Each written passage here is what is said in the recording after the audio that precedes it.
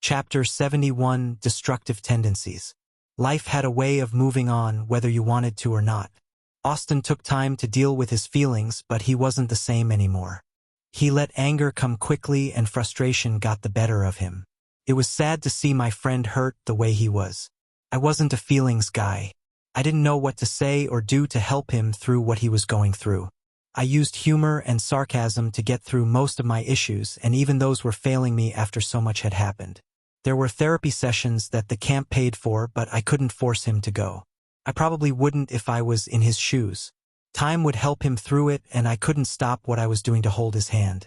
We hunted in mostly silence ever since his dad died. He targeted stronger creatures than we usually did, but I let him take the lead. The higher levels weren't enough to stop our combined might. My new skill turned me into a walking tank with enough power to hold my own. The level difference alone wasn't enough to stop me. Austin used anger to fuel his attacks, and they fed on that emotion well. His style became more cynical, if that made sense. Surgical precision mixed with ruthless efficiency killed anything that stood in his way. There was no playing around or anything resembling the jovial troublemaker he was before. The feints and misdirections he used to throw out were mostly gone now. They were still there, but they served a different purpose now. If they weren't necessary in a fight, he didn't use them. He leveraged his speed to keep him ahead of foes and poked them to death with his spear. He dove into training with such abandon that it was hard for me to keep up. I liked the slower approach that I had been using. A couple of hours hunting, a couple of hours in the forge, a couple of hours spent practicing mana manipulation and ice manipulation. Some time spent on my law. An even approach. I had to trim down some of the time I spent on other areas to make sure that Austin didn't kill himself on a monster too strong for him to handle. He was strong as me, but the path he was headed on only ended one way. Fighting the stronger enemies, our skills refined themselves in other ways. Practical experience was a teacher in its own right. A merciless one too. Injures were common, but we learned quickly not to make the same mistake. Fighting the stronger enemies, the stakes were higher. There was less room for error and a larger strain on skill. We usually overwhelmed the bosses with numbers with 5 of us attacking it. Now with only 2 we had to adjust. Austin's skills advanced as I noted before, but mine were evolving in their own way. My skill with the hammer increased and I felt myself becoming more comfortable with the weapon. If my past self was told that I would become comfortable wielding a warhammer to battle against monsters of fantasy, he would balk at you. To the me of now, it was just another way that life had changed. I could feel how close I was to improving my heavy weapon proficiency to the next tier. Constant use of the weapon made me better and better with it. A skill I had since the beginning finally upgraded from use. I used it in almost every fight and it finally decided to increase in rank. Fortified body, common. Uses mana to fortify the body. Bonus to fortitude while active, and the user is harder to knock back while skill is active. Fortified body, C, was the second skill I received since the start of this thing, and I used it in nearly every battle. The upgrade didn't change much about what the skill did, but made it better at what it already did. Reinforced body, uncommon. Uses mana to reinforce the body. Bonus to fortitude and increased magical protections while active. The user is harder to displace while the skill is active. It came during a particularly trying fight with a monster that was way above us in power. We were still on the ground next to it trying to recover. Both of us were bleeding and only had the use of 1 healing potion to try and get us back in shape. We didn't want to waste points on healing potions too much, so we limited ourselves in their use, but sometimes using it was worth it instead of waiting to recover. Austin's increasingly destructive tendencies caught up to us and nearly ended badly, just like I thought it would.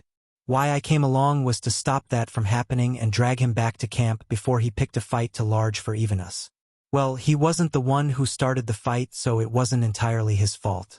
We were just finishing up with a panther-like creature when a loud screech filled the air. The biggest eagle I had ever seen swooped down and attacked us while we were harvesting the panther. Sharp talons glided through our armor and carved into us with ease. The bird of prey quickly flapped its wings to get away from any retaliatory attacks before diving back down. It had some sort of wind law because it could shoot out blades of wind that could carve through even my ice.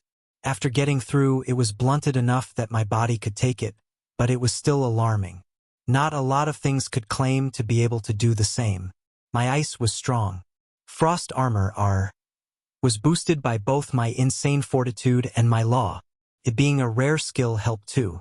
The beast wasn't that high of a level either.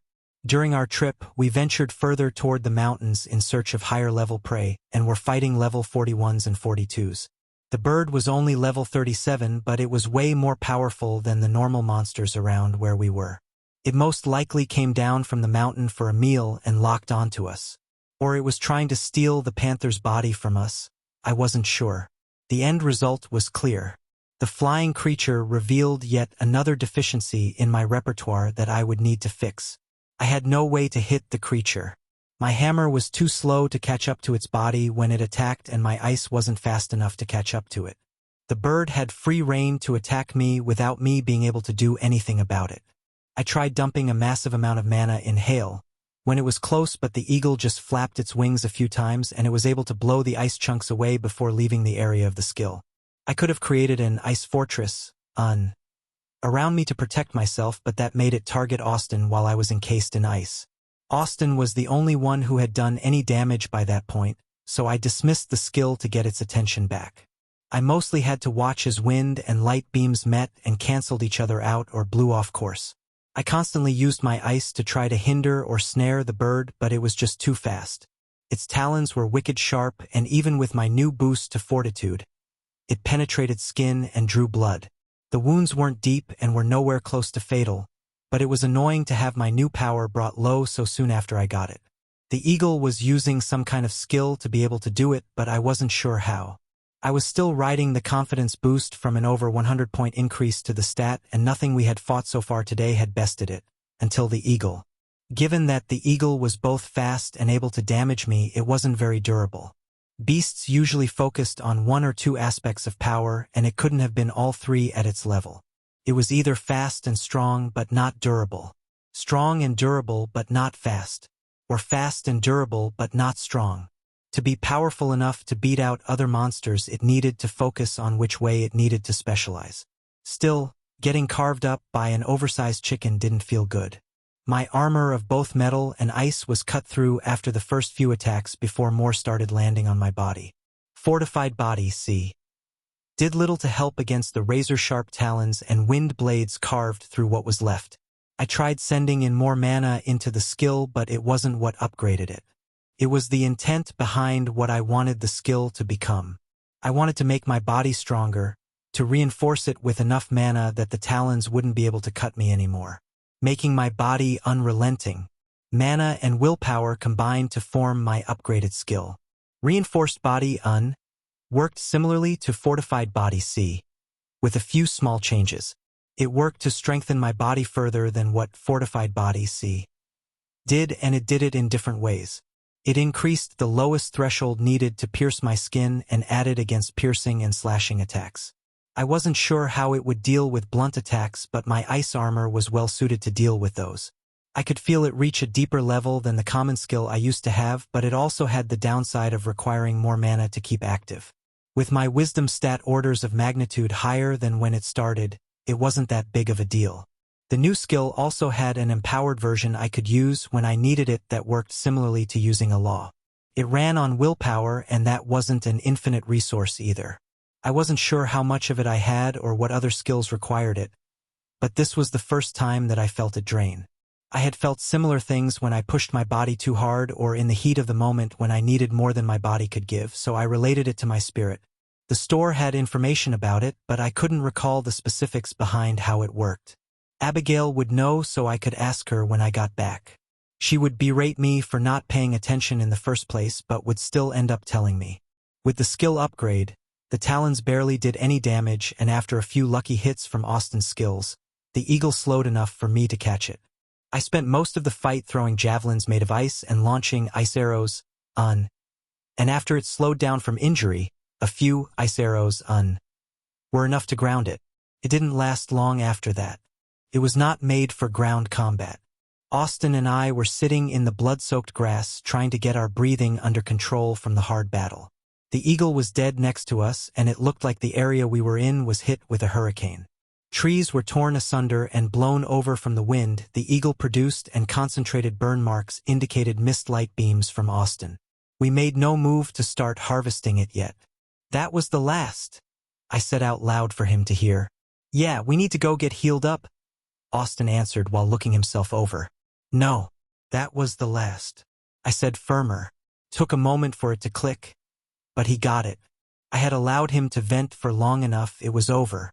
That last battle wasn't something we should have gone into without any preparation, or at least without a plan. Stupidity and overconfidence were killers that we couldn't ignore.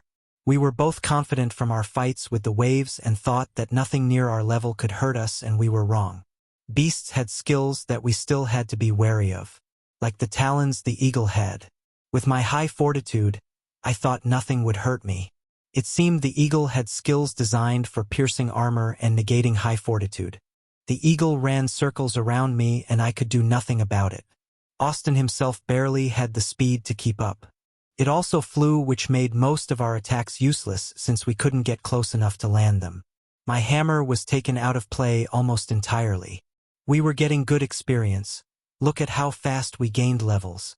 He tried to make excuses and reasonings for continuing. I just gave him a weighted stare. While we did gain a few quick levels, it wasn't worth the danger. He knew what we were doing was dangerous, and if either of us died, our family would soon follow. They didn't have the strength necessary to fight off the waves without us. It was a risk that we couldn't take, and he knew that. He just didn't want to see it. The only reason I allowed to get this far was because the eagle was a surprise. "Sai, I know. You're right. Let's go back." He finally caved under my gaze. This would be the end of it. He would have to find other outlets for dealing with everything. "I know that you feel stifled and want to go explore, but our family needs us. After this is all over, you can go wherever you want. I'll take care of them," I said to try and cheer him up. I wasn't stupid. I knew how he felt. How he wanted to go see all the new things that the changes would bring and venture into the unknown. He had an explorer's heart, and this new system made that possible. He constantly had to restrain himself and cull that urge inside of him. Everything on Earth was mostly explored beforehand, and there wasn't a need for explorers anymore, but the system changed that. The whole planet would be different, and we would have to re-explore it in all its glory. We had talked about his fantasies often. It was what he was looking forward to most when we got back. I had made my decision about what I was going to do by now, and Austin would be free to do what he wanted. I would set up a seat of power to keep my family as safe as I could, which would leave him free to do as he wished. "It's fine. I don't need to. I can stay and help protect them." He tried to deflect, but I knew that wasn't how he really felt. I didn't say anything in response. He would either go or he wouldn't. That was a decision he would have to make for himself. He was a good man, and I knew that the choice was eating at him. He had to choose between following his heart and doing what was right for his family. It was a choice I didn't envy. I would do what I could to convince him that I could deal with his absence, but the choice was ultimately his. After the tutorial was over and we made it back to Earth, he would have to choose. I knew what he was going to do even if he didn't. Chapter 72 Styles. Day 68. Our trip back to camp was somber but in better spirits than when we originally left. Austin had worked through some of his issues, and I had increased in level twice. I brought up an abbreviated version of my status sheet to review the changes. Name: Christopher Zelensky. Race: F. Human. Class: F. Champion of Niflheim. Rare: Level 39. Profession: F. Runic Blacksmith. Uncommon: Level 29. Affinity: Ice. Faction: Zelensky Family. Temporary: Faction Head. Strength: 303. Agility: 152. Perception: 62. Fortitude: 258. Endurance: 142. Vitality: 78. Intelligence: 40. Wisdom: 103. Acumen: 38. Free points: 0. Laws: Least law of ice. It was hard to compare to the first day I was dropped here. My strength passed 300 and my fortitude wasn't far behind. Agility and endurance were both over 100 and wisdom joined them in with my last level. Every free point I had in both my class and profession I spent on wisdom. It was what I needed most during the waves. Momentum of the avalanche only worked on my physical stats and those were high enough. Already during the waves, there was nothing that was physically stronger than me except for the boss. It would be a waste to raise those, especially with all the boosts that I have that target my body. Wisdom was the thing that I needed most right now, and a large mana pool would benefit me more than a few extra points of strength. With all of the free points going into it, it was finally in the triple digits. Now that it reached that high, I considered what I would spend my free points on now. 100 seemed like a good enough milestone to stop and consider other options. That didn't mean I would stop putting points in it, just that I would stop and consider what I needed rather than automatically putting them in wisdom. My intelligence and acumen could use some love, and so could my perception. Vitality could help me recover faster after battles as well. Meditation worked well to increase my recovery, but improving my base vitality would work too. The healers had caught up in level, but my stats still made healing me harder. Abigail could do it best since she had the highest stats out of all the healers. It would be something I would have to think about. Another thing I noted from my status sheet was that my class and profession were getting farther apart. I like to keep them closer in line and work on them both equally, but our 2-day hunting extravaganza ruined that. Gaining 2 class levels wasn't a lot of difference, but when the levels were getting harder to raise, it added up and made closing the gap harder. Most of the easy experience I got from runes was mostly gone, and it took longer to increase my blacksmithing level. My class was easier to level but getting harder all the same. Killing things was both easier and faster than making things in the forge, and it was what I was more experienced at. Spending 2 days hunting with Austin gave me a lot of improvements, but I was looking forward to advancing in a different area. Usually, I took a balanced approach to how I spent my time. Some hunting, some forging, some training skills, and some on my law.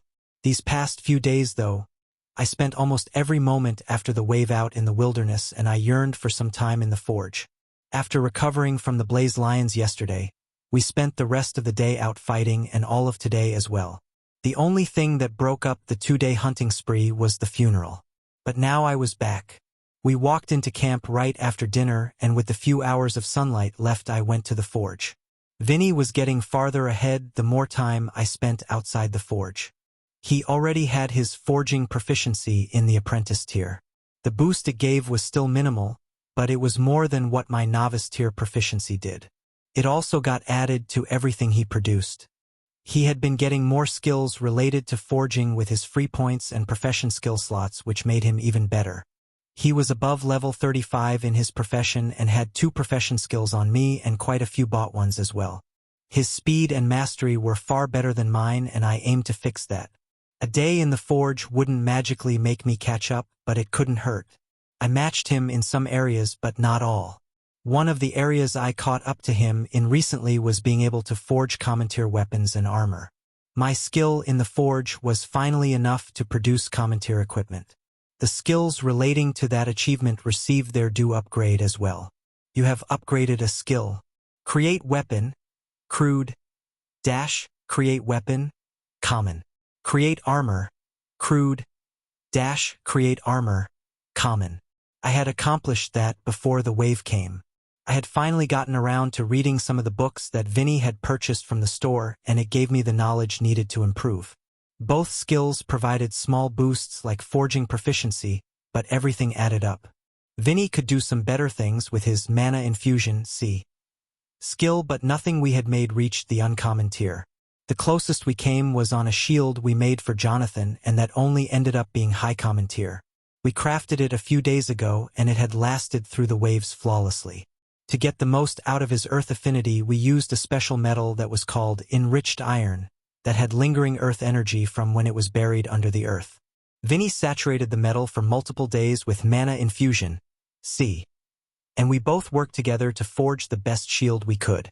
Vinny didn't have an earth affinity, so he had to use neutral mana during the infusion to not contaminate the metal. At the levels we were working with, Vinny's fire affinity contaminating the metal wasn't a huge deal, but we were going for the best we could. With testing, we found that an object would only benefit from one person's forging proficiency skill and associated create skill. It would only take the highest of the people who worked on it, and with Vinny having the better skill, it took his forging proficiency boost. Both of us had the create weapon skill at the common tier, so it didn't matter whose it took for that. The shield was considered a weapon instead of armor for the purpose of the skill. After forging the shield for multiple hours to the best of our ability, it came out as mid-common tier. After the forging was done, I took the shield to my workbench to begin the rune carving. With extreme care and precision, I carved a least rune of durability onto the shield without messing it up. It took a few more hours of nerve-wracking work, but I did it, and it was the best rune I could produce. Vinny's hovering behind me didn't help. Enriched iron shield of durability, least common. After I finished, it came out the best thing we had ever made. My identify didn't give the whole picture, and Vinny had to tell me what he got from his skill. Blacksmith's eyes gave more information and revealed this. Enriched iron shield, mid-common, least rune of durability, high common. The shield itself was already mid-common before the rune, and after carving one of the best runes I had to date, it turned into high common. It was a hair's breadth away from peak common. We were close to the strongest rating in the common tier. It was something I was proud of and a marker that I could create high-quality runes. It also helped keep Jonathan safe during the waves and reduce the chance of injury. The sunlight coming in through the forge's window gradually declined, and the project I was pounding out reached completion. I had other projects I wanted to work on tomorrow, but it was getting late and I didn't know if I would be able to get to any today. The few hours I had after we returned were gone, but it was enough to spend some time hammering out a few things. There wasn't enough time for anything too special, but with the amount of battle we did, we were always in need of new weapons and repairs on old weapons. Swords were the most common that needed repairs, but axes were numerous too. Chaperones weren't needed to keep the hunting parties safe anymore, and we were able to get more free time for ourselves, resulting in more repairs needed. I wasn't able to gain a level before sleep came and claimed me for the day, which was unfortunate. I was only one level away from another skill. We had another lecture tomorrow that people pooled points to buy, and my time in the forge would be hampered depending on the information. There were also some experiments slated for the coming day that I would need to oversee. Connor finally got a poison that he was proud of, and tests would be done to see if it was enough to use for body refining. My presence wasn't strictly necessary, but I wanted to be there in case anything went wrong. We would have all 4 healers there ready to provide their skills, but it still worried me. The following morning came quickly, and it felt like I had gotten no sleep at all. After this was over, I had a lot of it I needed to catch up on. After grabbing a morning snack, I snuck off into the forge before my attention was needed elsewhere. I wanted to get some hammering done that wasn't the killing kind. The information lecture was planned for later in the day after lunch, so I had a few hours to work with. It was barely light out from the sun's edge creeping over the horizon. I wanted to wring all the time I could out of what I had. Vinny said the main thing that I had to do to break into the apprentice tier of forging was to find a style that I liked.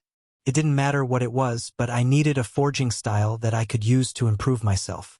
His books had examples that I could use or copy, but I wanted something different. Vinny had a guide that detailed a style that he learned to improve his ability, and it turned into a skill that he had acquired on his next level. His fire affinity gave him more control over the flames in the forge and better temperature control of the metal. It was one of the main reasons why he increased in proficiency so quickly. Temperature was a big deal when forging weapons, and it was one of the things we were worst at when we started off. As he gained experience, he learned to leverage his affinity more and more during the forging process. My affinity, on the other hand, was harder to utilize. Vinny's books didn't have anything about cold forging in them, and I hadn't bought any myself to help. It wouldn't make sense for Vinny, with a fire affinity, to buy books about cold forging. It would be a waste of his affinity. We could still share the base information and help each other that way, but it seemed our methods of forging would deviate from one another here. I could use my affinity to control the fire only in a limited sense. I could cool it down if it ever got too hot, but I couldn't heat it back up if it was getting too low. My method of forging going forward would deviate from his so we could both utilize our affinities to the fullest. I had seen missives in the Forging Profession tab in the store about cold forging. I just hadn't spent any points on it yet. It was time to change that. I had heard of cold forging before, but since I wasn't a blacksmith, or a machinist of some kind, I knew little about it. My materials class covered it briefly, and that was the extent of my knowledge. Cold forging was the act of forging an object without heating it up. There was no fire involved, and it relied solely on the force applied to the metal. Most cold forging was done by a hydraulic press used to force metal into the right shape. Any operation done to a piece of metal while it was room temperature, cold, to alter its shape and function was technically cold forging. From a mixture of knowledge that I remembered and books I bought from the store, I learned that certain metals couldn't be used like this. They were too brittle, and any force applied while at room temperature would sooner break it than change its shape. Any metal over 5% carbon, said my magical book, couldn't be used. Seeing that I wasted time learning how to make high-carbon steel was mildly frustrating. There were benefits involved with the process compared to the usual way. Cold forging doesn't use fire, so I wouldn't have to waste attention on keeping the temperature steady. It doesn't lose material during the forging process, so I spend less on material. There was less wear and tear on the tools involved since the scorching heat isn't there.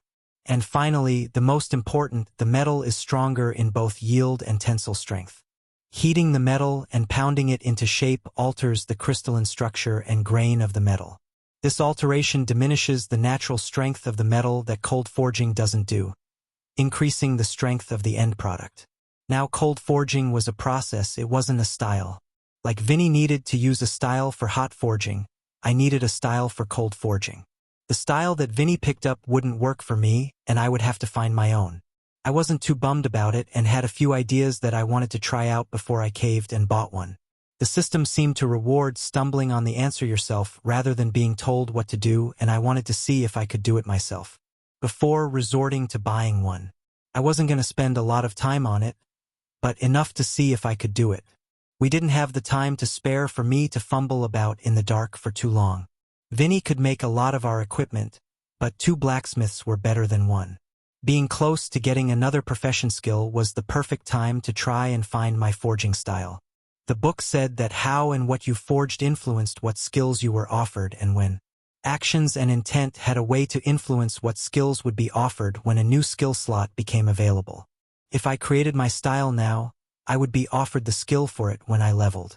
Vinny had to wait multiple levels before he could get the skill pertaining to his style. Forging styles weren't the same as forging proficiencies. Proficiencies were how good you were at forging. Styles were how you went about doing it. Proficiencies pertained to the end product and style was how you got there. Similar but different. Proficiencies could be increased without learning a style, but it was harder to do so and near impossible for people without the prerequisite knowledge. Given enough time, a person started to develop a style subconsciously anyway. How they went about certain process and how they hit the metal into shape was all part of a style. Getting a skill regarding your style wasn't required, but it was stupid not to. A style touched everything that a smith created, and not getting a skill with it wasted a lot of the potential. A style could also be passed down to apprentices and anyone you taught. It was the cornerstone of a smith's legacy and vital to how they did what they did. It was also something I had been workshopping and tinkering with for a few days with no results. After Vinny told me a week ago when he got his, I tried to create one, but I had no luck. I was hoping some uninterrupted time in the forge would give me enough time to work one out. Chapter 73, Rhythm Forging. Deep concentration marred my face, and the only thing that mattered was the pounding of my hammer in the forge. I had been at this for a while and nothing had worked so far. It was mildly frustrating. I was so focused I didn't hear the door open and someone enter into the forge. Nor did I feel it when a small high-pitched voice called out for my attention. It took 2 small hands making physical contact with my back that broke me out of my thoughts while forging. The unexpected physical contact scared me shitless and I nearly jumped over the anvil in fright, letting out a manly scream. I turned to see Anna laughing behind me trying to form words. "Ha ha ha. You scream like a little girl," she said before giggling more. You do realize that you, yourself, are a little girl, and in saying so, I scream like you, I said back, sagely ignoring the fact I did just scream like a little girl. She scrunched up her face at that comment, and after thinking about it for a moment, stuck her tongue out at me. Like that was a perfectly understandable response. What are you doing in here, sneaking up behind me? I asked, moving on from the jump scare. I wasn't sneaking. You just couldn't hear me. She defended herself from the accusation. Thinking back, she could have been right. I didn't remember hearing anything, but that didn't mean that she didn't try to get my attention. Well, you have my attention now. What do you need, sweetie? I asked. What ya doin'? She drawled out in an imitating tone. After showing her one of my favorite cartoons as a kid, she started copying a certain character from the show. Seeing how that didn't answer my question, I thought of ignoring it to get back to my work. After thinking about it, I decided not to. I could use a break, and I hadn't been giving her enough attention as before, and I felt a little bad about it. Well, I'm trying to do what Cousin Vinny did and make my own style of forging, I answered. She looked down at the project I was in the middle of and seemed to think about what I said for a minute before responding, What does that mean? Well, shit. I knew what it was, but I didn't know how to explain it to a child. It's like, I couldn't think of anything. If I told her that I was hammering in a specific way, she would just ask why, and we would be right back where we started. You know, when we are playing and I do something wrong and you have to correct me? I said, starting my explanation. Yeah, she said, nodding. That's like your style of playing. You know how everything is supposed to go and in what order, and you have to correct me when I do something wrong. What I am trying to do is find my own way of playing that I like best. Find what and which way works best, I said. She thought for a moment. How do you not know? It's just what feels right, she said with the confidence of a child. It's not that easy. I have to find which way works best and produces the best result. That takes time and effort, trying everything out, I said. You said it was like playing, but that sounds more like when Mom makes me do things her way because she says it's more efficient. She worked to sound out the last word before looking up at me to see if she got it right. Efficient. I corrected slightly, but what she said stuck a chord in me. I was trying to find the way that produced the best results instead of the way that felt best for me to use. If I was going to create my own style, then it needed to feel good to use, not something that just produced the best results. Something that came instinctively. My first thought was to incorporate cold forging into my technique and focus to bring my affinity into my craft. I had success and I made decent gear, but it still felt like I was missing something. Something more fundamental. It worked, it just wasn't what I was going for and produced low commentator results. What I wanted was something different. I would eventually find a way to use my affinity while forging, but that wasn't what I wanted my style to be. I wanted something more fundamental than that. More encompassing than just my affinity. Thoughts and ideas came to mind, and I wanted to get to work right away, but I still hadn't gotten to the real reason Anna came to see me. All right, spill it. Why did you come to get me? I knew she didn't come just to ask me what I was doing, and she just used that as an excuse to ask me questions. With her cover blown, she said the real reason. Mom said to tell you that the procedure was happening ahead of schedule. After processing what she said, there was the option to ignore it. I had wanted to be there for it to make sure nothing went wrong, but there was nothing realistically I could do. I was no healer and I had no skills like it to help in any way. The only thing I could do was freeze the person, but I doubted that would be very helpful. There would be 4 healers there to make sure that nothing went wrong, and I could afford to miss it. Missing out on watching the process was a bit of a bummer, but I could always wait until another underwent it. It wouldn't be that big of a problem if I missed the first. I was curious about the schedule change, but not enough to go and ask about it. Anna probably wouldn't know, as she was only the messenger. I was about to get back to my project and start working on the idea that Anna's statement brought up before I stopped. Do you want to watch me forge? I asked. Anna was still in the forge, wandering around, looking around at all of the tools on the wall and finished products off to the side. She was young, only 8, so we tried to limit her exposure to the violence. She knew what was happening and what we were fighting, but we did everything we could to shield them from it. Let them be kids for a while longer. According to the system, They wouldn't gain access until their day of majority, which for humans was at 14. I was of mind to have them train with weapons now, but Abigail vehemently disagreed. She didn't want Anna anywhere close to the weapons. She had been forced to alter those views the longer we were here, but it was slow going and only the older kids got to train. Only lightly at that too.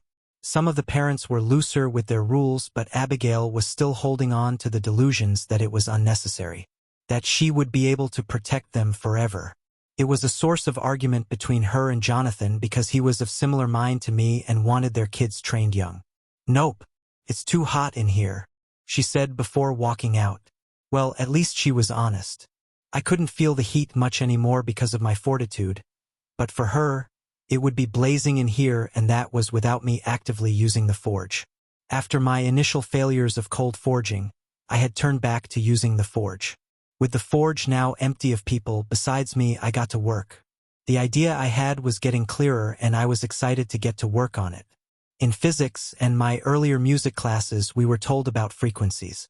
It had been a long time since I thought about playing an instrument. I had quit only a year into high school. Most of what I knew about frequencies came from physics classes.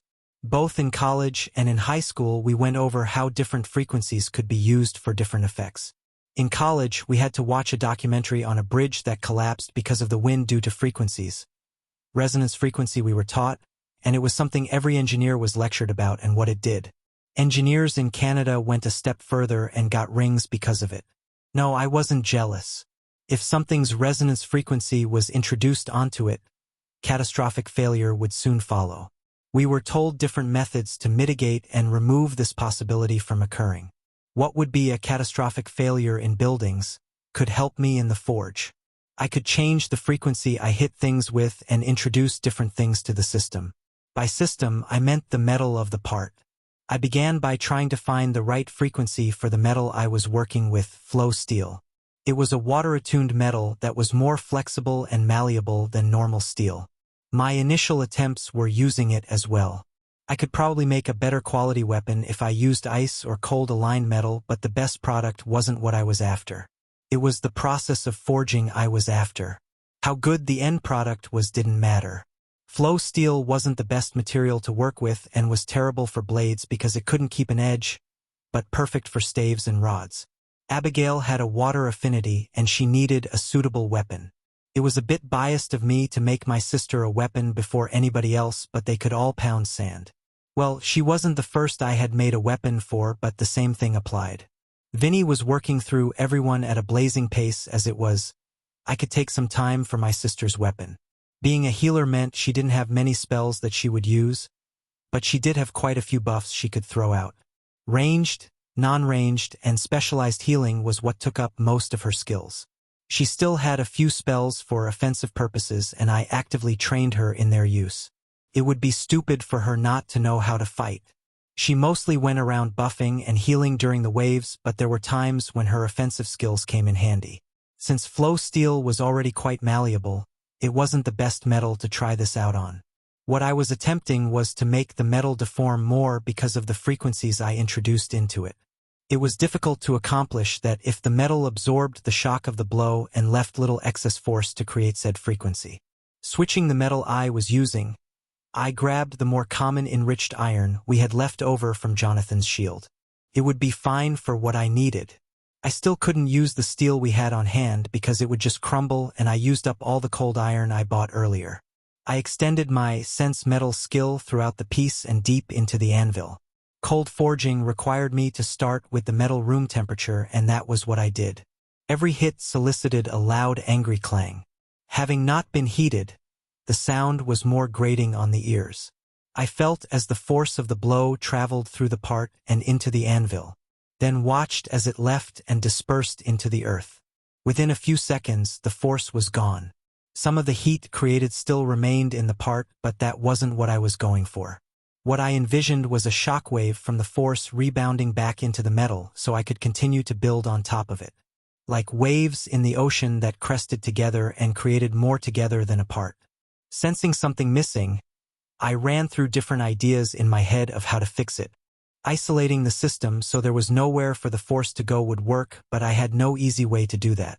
There were probably runes and other magics that could do it, but I didn't have access to them. I spent a few minutes working through different ideas before I settled on one. What I wanted was the exact opposite of shock absorbers. I wanted something that wouldn't diminish the force of my swing and rebound it back into the anvil and part. It wasn't a long-term solution, but it was enough to test my idea. My first idea of putting something hard under it would have to do for now. Attempting the same with my ice didn't work. My ice wasn't the best for rebounding the force and shattered if I didn't use enough. Getting an idea, I sprinted out of the forge and ran over to where Jonathan was. Without giving him much time to gather himself, picked him up and ran to the pylon. He was sputtering and trying to ask me what was going on, but I couldn't hear him.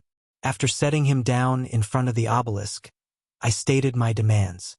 I need a sheet of the hardest metal you can find about 5 feet by 5 feet and at least a foot thick. It can be bigger, but at least that size. I blurted at him. He took a minute to work through the sudden change in scenery and my request before clarifying what I wanted. You need a slab of metal and you couldn't have just asked normally? He asked. No, not just any metal, the hardest metal you can find. And yes, it is important and I am in the middle of something. I clarified for him. He used his merchant skills and sorted through the shop with my specifications in mind before pulling up a list for me to see. Some of the prices were outlandish and I had to begrudgingly scroll past them. Working through Jonathan to shop had its perks and the search feature was just one of them. I could search the shop as well, but his skills were easier to find what I was looking for. He also got more information about the things listed. Where I would just get the metal name and quantity, he got size dimensions, descriptions, and common metal descriptors like hardness, malleability, and yield strength. Jonathan's skills were an all-around better experience than fumbling around by myself, hence my abduction of him. I settled on one in my price range that I thought would work and purchased it. It was more expensive than what I would have liked, but there was nothing I could do. It had the highest hardness of what I could afford to spend on my project. My manic behavior made me completely forget I could have asked him to buy more cold iron. Jonathan's discount made it cheaper, but still a lot. After purchasing it, the aforementioned chunk of metal appeared beside us and thunked into the earth. By the way it sank into the ground with ease, it was extremely heavy. I didn't get much time to look it over before I heard Jonathan's sharp intake of breath. What did you just buy? I got so much experience from that. I even gained 2 levels. He said absent-mindedly while looking at nothing in front of him. Looking over the screens only he could see. I had a lot of points saved up and I spent more than I should have on the piece. Apparently enough to give him 2 levels in his merchant profession. Declining to answer him, I made to pick up my prize. I dug my fingers into the dirt and hefted, only to barely pick it up. Even flaring barbarian's fury wasn't enough. Jonathan, help me? I grunted from trying to lift it myself. Jonathan broke out of his reverie of his screens and jumped to help. With his aid, we moved my prize toward the forge before running into another issue. It wouldn't fit. The metal was too large to fit into the building. With spare time, Scott and Braden had built us quite the structure. With every level, their skills got better and what they made became proper buildings. We were long past the tents and lodges we started at. Not wanting to lose my momentum, I pointed to a clear spot near the wall for us to put it. Jonathan nodded and we heaved the metal to the indicated area before dropping it. With my foundation set, I ran back and forth between the forge and metal slab to move everything I needed over. Anvil, hammer, metal pieces, and miscellaneous tools were scattered around on the hunk of metal by the time I was done. Jonathan tried to question me, but I ignored him. I didn't want to lose out on my idea. With everything set up, or as set up as it could be, I got to work. The metal slab worked to send the shockwaves back, but some still dispersed into the earth. It was annoying, but there was nothing I could do about it. It rebounded enough for me to work with. With sense metal, see. I felt every hammer blow add to the crescendo. The piece started to heat up and began glowing a dull red, to which I cooled down with my affinity. I could have probably used frostbite on my hammer swings to keep the heat down, but I hadn't thought of that. I was entirely focused on watching the force spread with sense metal, see. I wasn't hitting fast enough to heat the piece up completely, but I wanted everything perfect. I wanted to get the timing down before I started in earnest. Minutely adjusting when I swung changed how the force reacted, and I found the rhythm I was looking for. It wasn't the perfect rhythm for the metal like I was aiming for, but close enough to get started. Keeping time with the frequency I found, I began my song. Putting more force into my blows, the metal glowed brighter and began taking shape, and I had to use more of my affinity to keep it cool. The forces bouncing around flowed through the piece, aiding me in the process of creation. One hit of my hammer carried with it the force of 10. The timing was everything, and I had to make sure my blows were constructive interference, not destructive. I might have been able to accomplish the same using heavy blow, but that wasn't a style, that was only extreme force. It didn't have the grace of a style and would quickly run into problems with anything of greater strength than my swing. As I got the hang of it, I worked faster than before. The metal shaped into a sword quickly and was soon ready for the finishing touches. Swords came easily to me because of the sheer amount I had made. By this point, the metal was singing like a tuning fork, and I had to find a way to end it without ruining what I made. If I took it off the anvil now, I wasn't sure how it would handle the residual energy flowing through it. I didn't know what would happen if I hit it with an offbeat blow to cancel out the energy. Without a better idea, I leaned on my intuition and pulled on my powers. Ice and frost built up on everything close to me as I used my ice mana to weave what I wanted. In a split second, I pulled the piece away from the anvil and used everything I had to freeze it. My mana, law, and skills all worked together to freeze the piece. My intent was enough not to shatter the metal completely.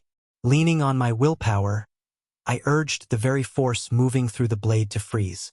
Usually, a drastic swing in temperature would shatter the blade, but I had enough control to mitigate that. The operation worked twofold: to quench the blade and freeze the excess waves moving through it. Well, it would have quenched it if it had been hot enough. There were places it didn't go so well in the metal, and I could have been better at uniformly cooling the piece, but it didn't explode, and that was what I was going for. The piece itself was terrible, barely high crude. The mixture of earth alignment in the iron with the ice I used to forge it lowered the quality. Plus, my shoddy workmanship of both a new style and cooling technique only made it worse. But my idea was solid. I only had to fine-tune it. How I knew it worked was from the chime of the system giving me a level and letting me pick a new skill. A new skill I was glad was there. Forging style. Rhythm forging, uncommon. It was unique too. Creating my own made it start at a higher rarity than the common style Vinny bought. Chapter 74. Adaptability. Chris. After getting the skill, I realized what time it was. While I was forging, it felt like only a few minutes had passed, but the sun betrayed that sentiment. It was in a markedly different position than it once was. At least a few hours had passed from what I could tell. Oh shit, I was going to be late. Not only did I completely miss the procedure Mitchell was going through, but the start of the lecture that we had scheduled.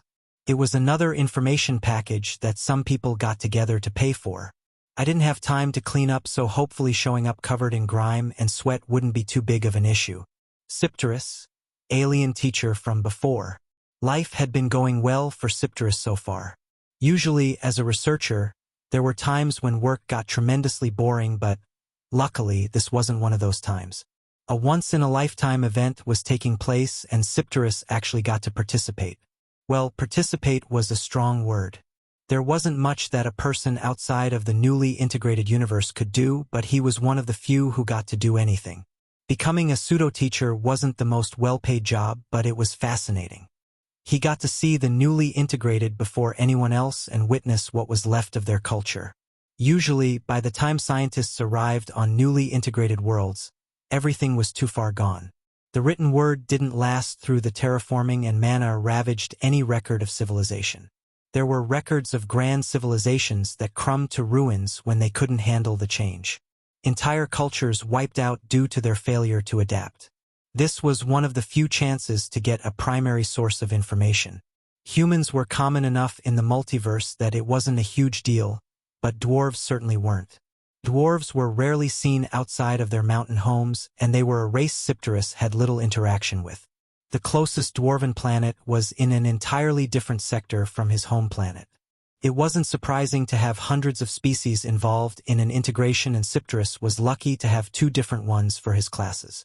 The Great System usually limited a scholar to only one. Having only humans would have been a bit of a bummer when more esoteric races were in the newest integration.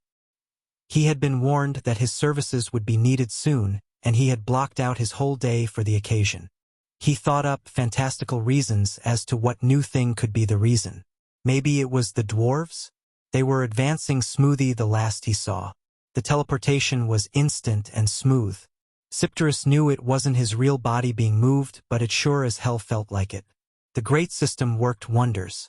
It took a moment for him to recognize where he had been teleported, and once he did, he couldn't help but feel shock.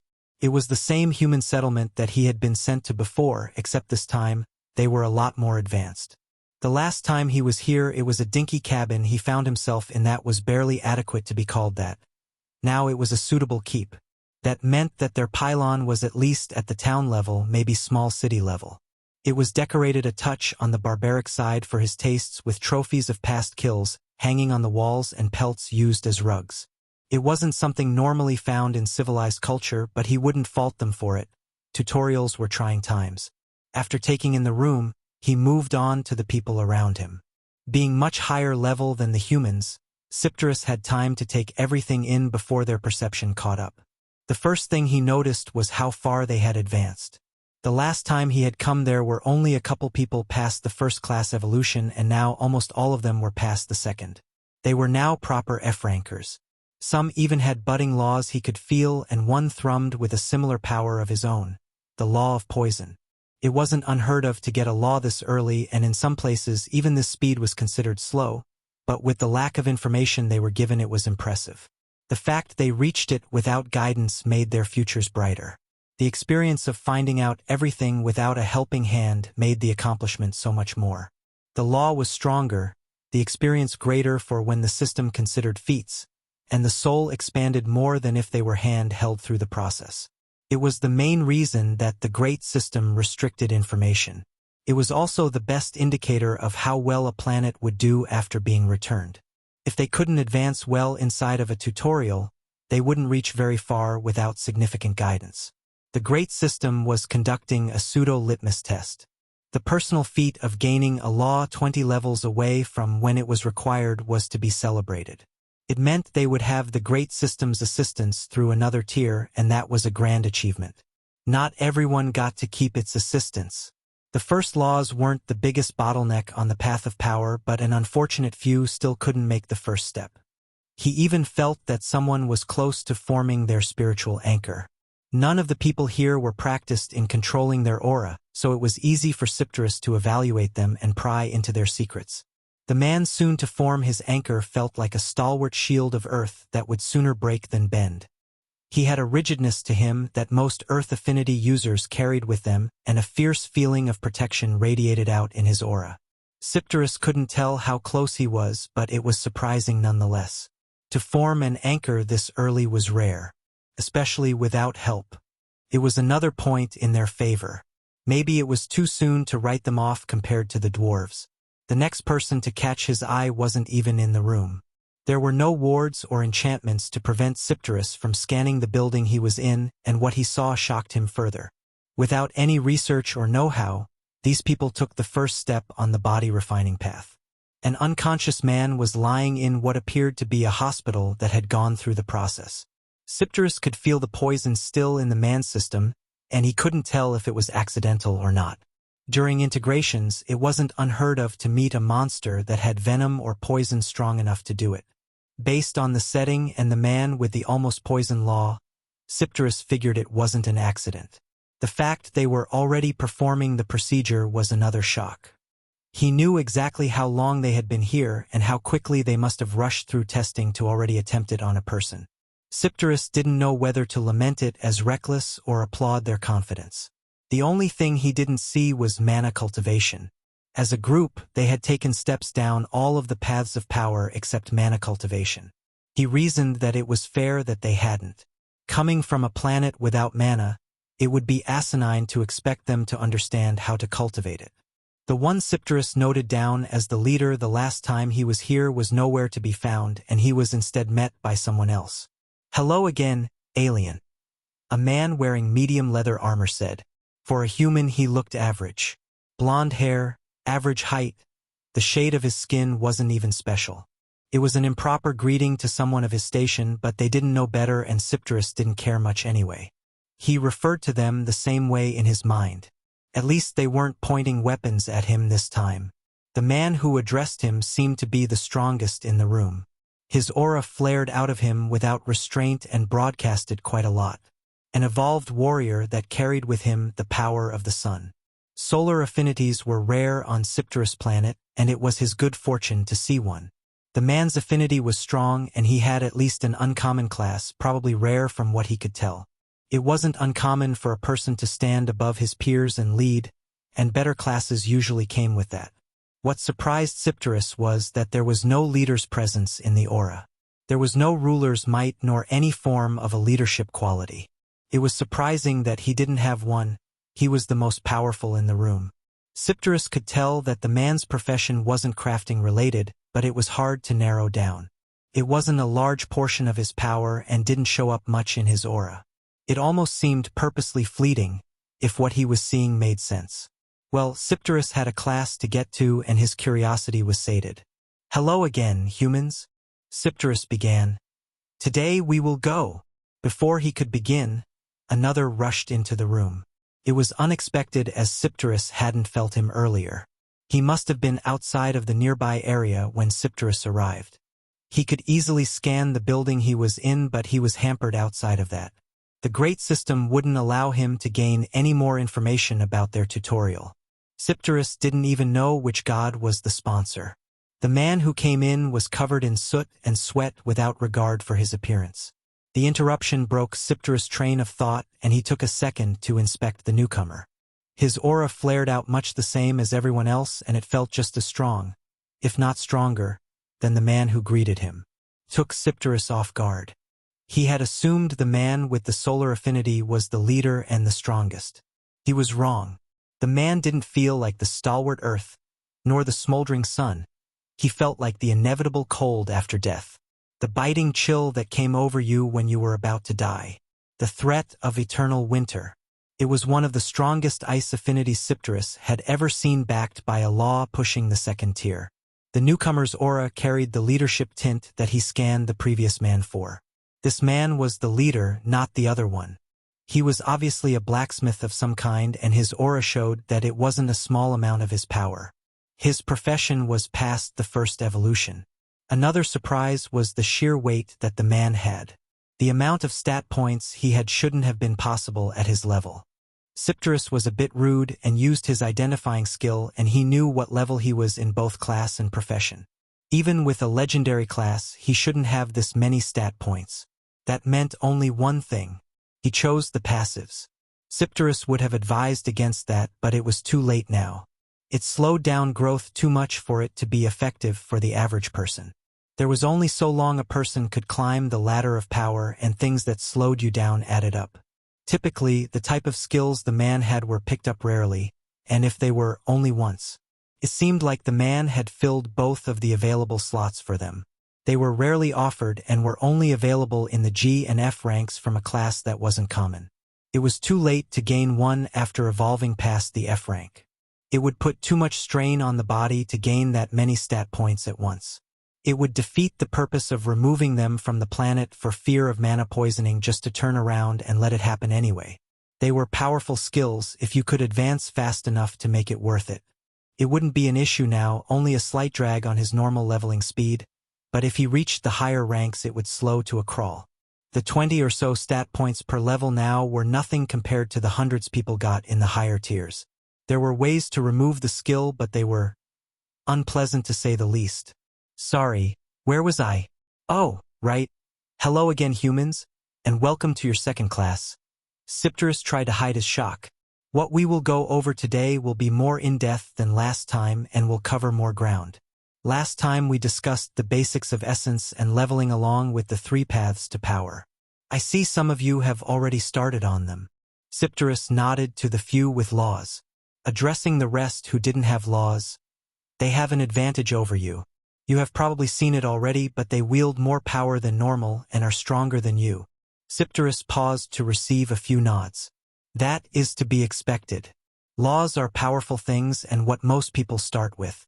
I mentioned requirements to keep the great system's assistance last time, and the first one is coming up for all of you. To reach the E rank with assistance, the first step on a path of power must be taken. The lowest tier of law, the first step of body refining, or the first step in empowering the spirit.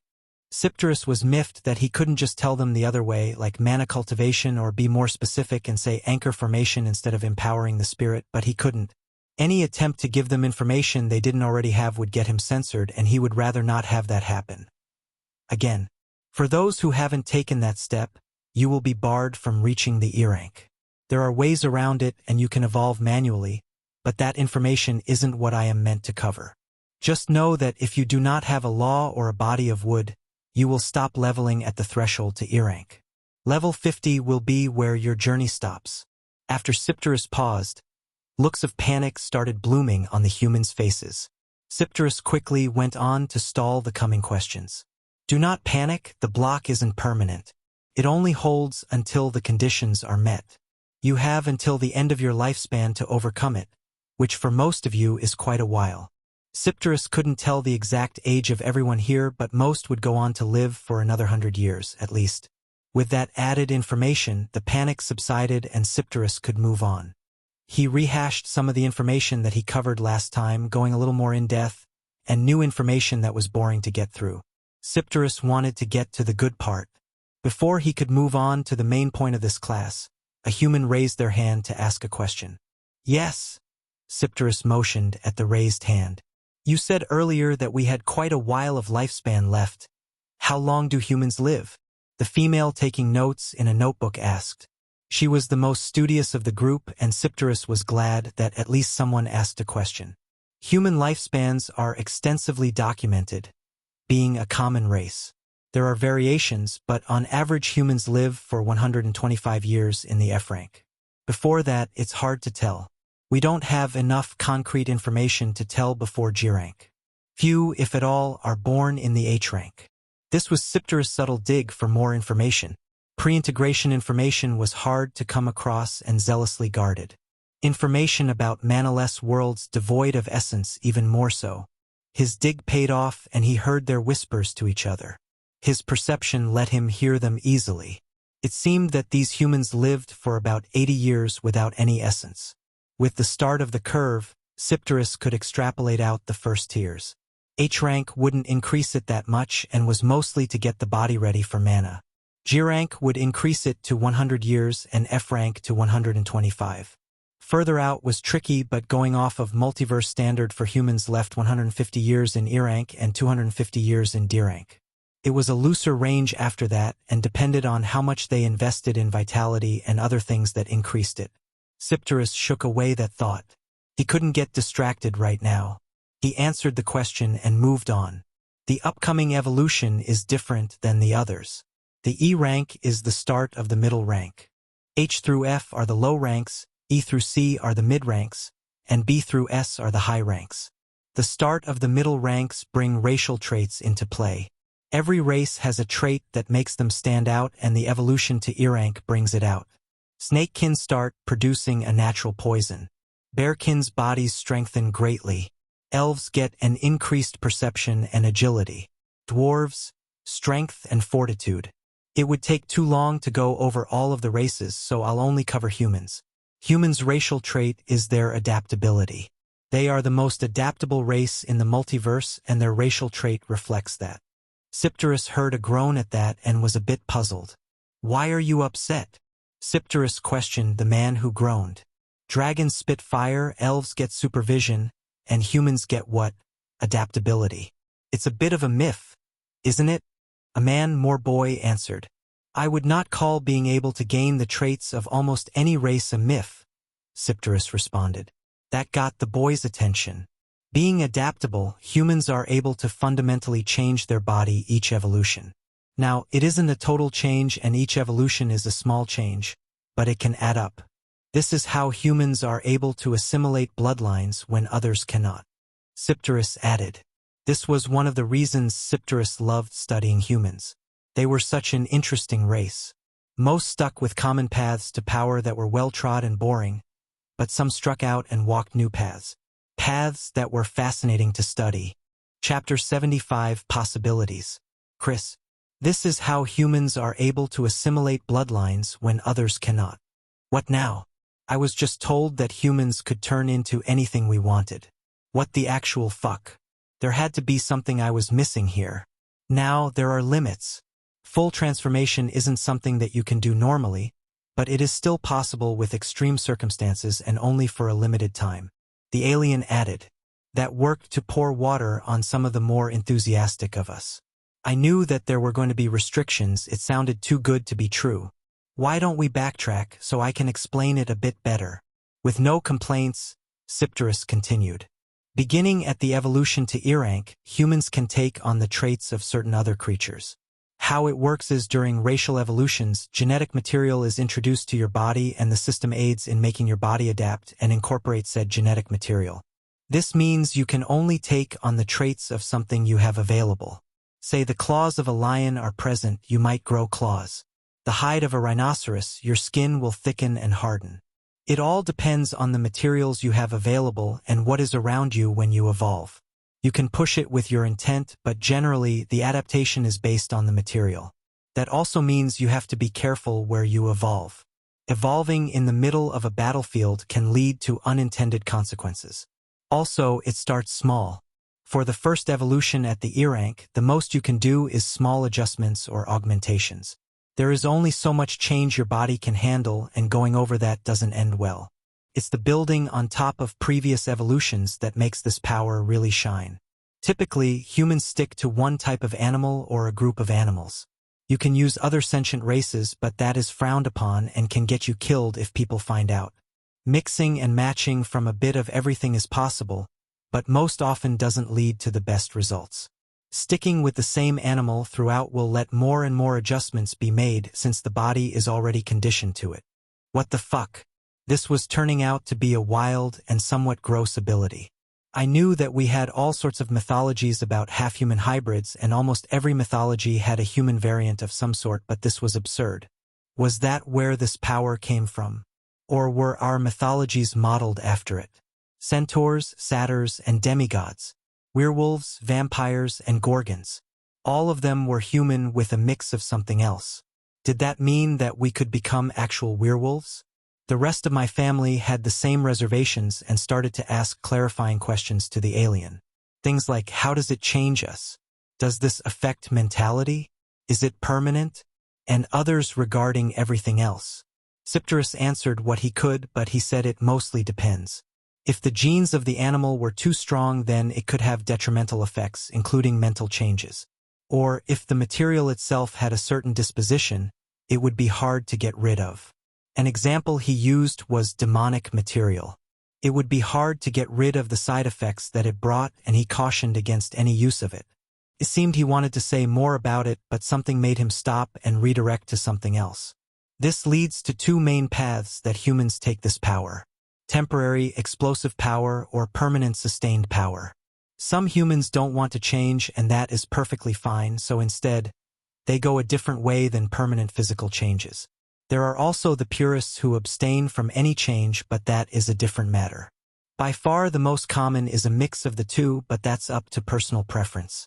Permanent sustained power was what I explained before, every evolution making small changes staying within the same animal family. Building on top of what is already there with the same genetic family, pushing your body further and further toward being that animal or creature. E-rank is a small change, D-rank a little more, C-rank a little more. Finally, reaching S-rank where the body is near a perfect mesh of both. Hearing that made me think of how expensive beast parts would get. Like the really important bits people used for evolving. This permanent change is also the hardest to reverse. It can still be done, but is extremely costly and will permanently weaken you. Temporary power is different. It works with the current bloodline that you have and draws out more power from it. Even full transformation is available in later ranks for a limited time and will only last for as long as the person can hold it. It differs from person to person, but usually not longer than an hour, and that's at S rank. Every evolution works to purify, evolve, or somehow add to your current bloodline, similar to what an actual beast goes through for evolutions. With the required materials, of course, most commonly blood or lifeblood. These changes don't outwardly affect the body and will not show up cosmetically unless called upon. This process also makes removing the bloodline exceptionally hard and dangerous, because not only are you removing the bloodline, but everything added on top of it during evolutions. Our time is coming to a close, so I'll end it with this. All of this is typically done with the system's assistance during evolutions. I do not advise trying to do this manually, as it will lead to quite gruesome results and cancerous growths without proper guidance. Sipterus ended his lecture and fizzled out soon after. It reminded me of the end of commercials when the warnings were sped through in the last second. Instead of may cause nausea and vomiting, it was can be gruesome and cause cancerous growths. All of us in the room sat in silence for a while, mulling over what was said. It was a shock to find out what humanity had for a racial trait. Usually, in fantasy stories, humanity wasn't given a strong racial trait and was left to the wayside for others. Our only saving grace was that we reproduced fast. It seemed reality was different. I didn't know a lot of other traits that other races had, but ours didn't sound that bad. Taking on the aspects of other beings sounded powerful. The only thing was if I wanted to give up being human to do it. Permanent changes sounded like it would change who I was and alter my mentality to be more in line with whatever I picked, and I didn't know if I wanted that. Sure, augmenting my body to become more powerful sounded good, but I wasn't sure the cost was worth it. What are you thinking about? Austin came up next to me and asked. The silence in the room made it so everyone would hear our conversation. I don't know what to think. It sounds like a powerful ability, but I don't know if it is worth it. I said, to some agreement of some based on their nods. But that option sounds powerful, Austin answered. At what cost, though? I said. If the changes fundamentally alter who you are, when do you stop being who you were and become something else? He didn't answer and let the silence come back. We all chewed on what we heard. I was sure many on Earth would take that option. People would jump at the chance to gain wings of a bird or cat-like features for fighting. Defensive options that were tied to a turtle shell or rhino hide. All of it sounded too good to be true to me, and I wasn't certain I liked it. Bloodlines were one thing, physically altering my body was another. Would the instincts of the beast carry over? Would draconic changes make people want to hoard things? Would canine changes instill a pack mentality? Feline hunting instincts? How would it affect reproduction? I wasn't a parent, but I wanted kids at some point in the future. Would this make that impossible? Or would I only be able to have kids with people who had similar changes? There was too much risk involved in the process, and that scared me. Maybe I wouldn't change who I was the first time, but what about the second? Or the third? Then again, ignoring the option was an equally bad idea. Losing out on the power from the trait wasn't something I wanted to do either. Ignoring a potential path of power wasn't something I could afford to do. It seemed like the temporary option was designed with that in mind and was my answer, but I knew too little about it to say for certain. It was something I would have to look into extensively before my evolution. I didn't even have a bloodline yet, and that was something I had been looking forward to. I eventually wanted to make my own, but for now I would use one I could assimilate. I could always change it later. From what we learned, it was possible but extremely painful. I could deal with a little pain. We could buy bloodlines from the store, but the cost was something I still couldn't afford. I would have to find a way to make more than I had been currently if I wanted to get one in a timely manner. And a good one at that. The powerful ones looked like they cost more. I knew Austin wanted to go explore the next-door pylon that we had found. Killing all of the monsters there would give me a lot of points. It would also make my decision about the evolution come faster than I would want. Being level 39, I only had 11 levels to make up my mind. The evolution to E rank happened at level 50 and it was coming fast. Especially with the monsters coming every wave being higher level than me, giving me more experience. There was also the option to defer my decision till the D rank and keep being 100% human, but I would miss out on the first change. Did he say that demons were real? Abigail pointed out.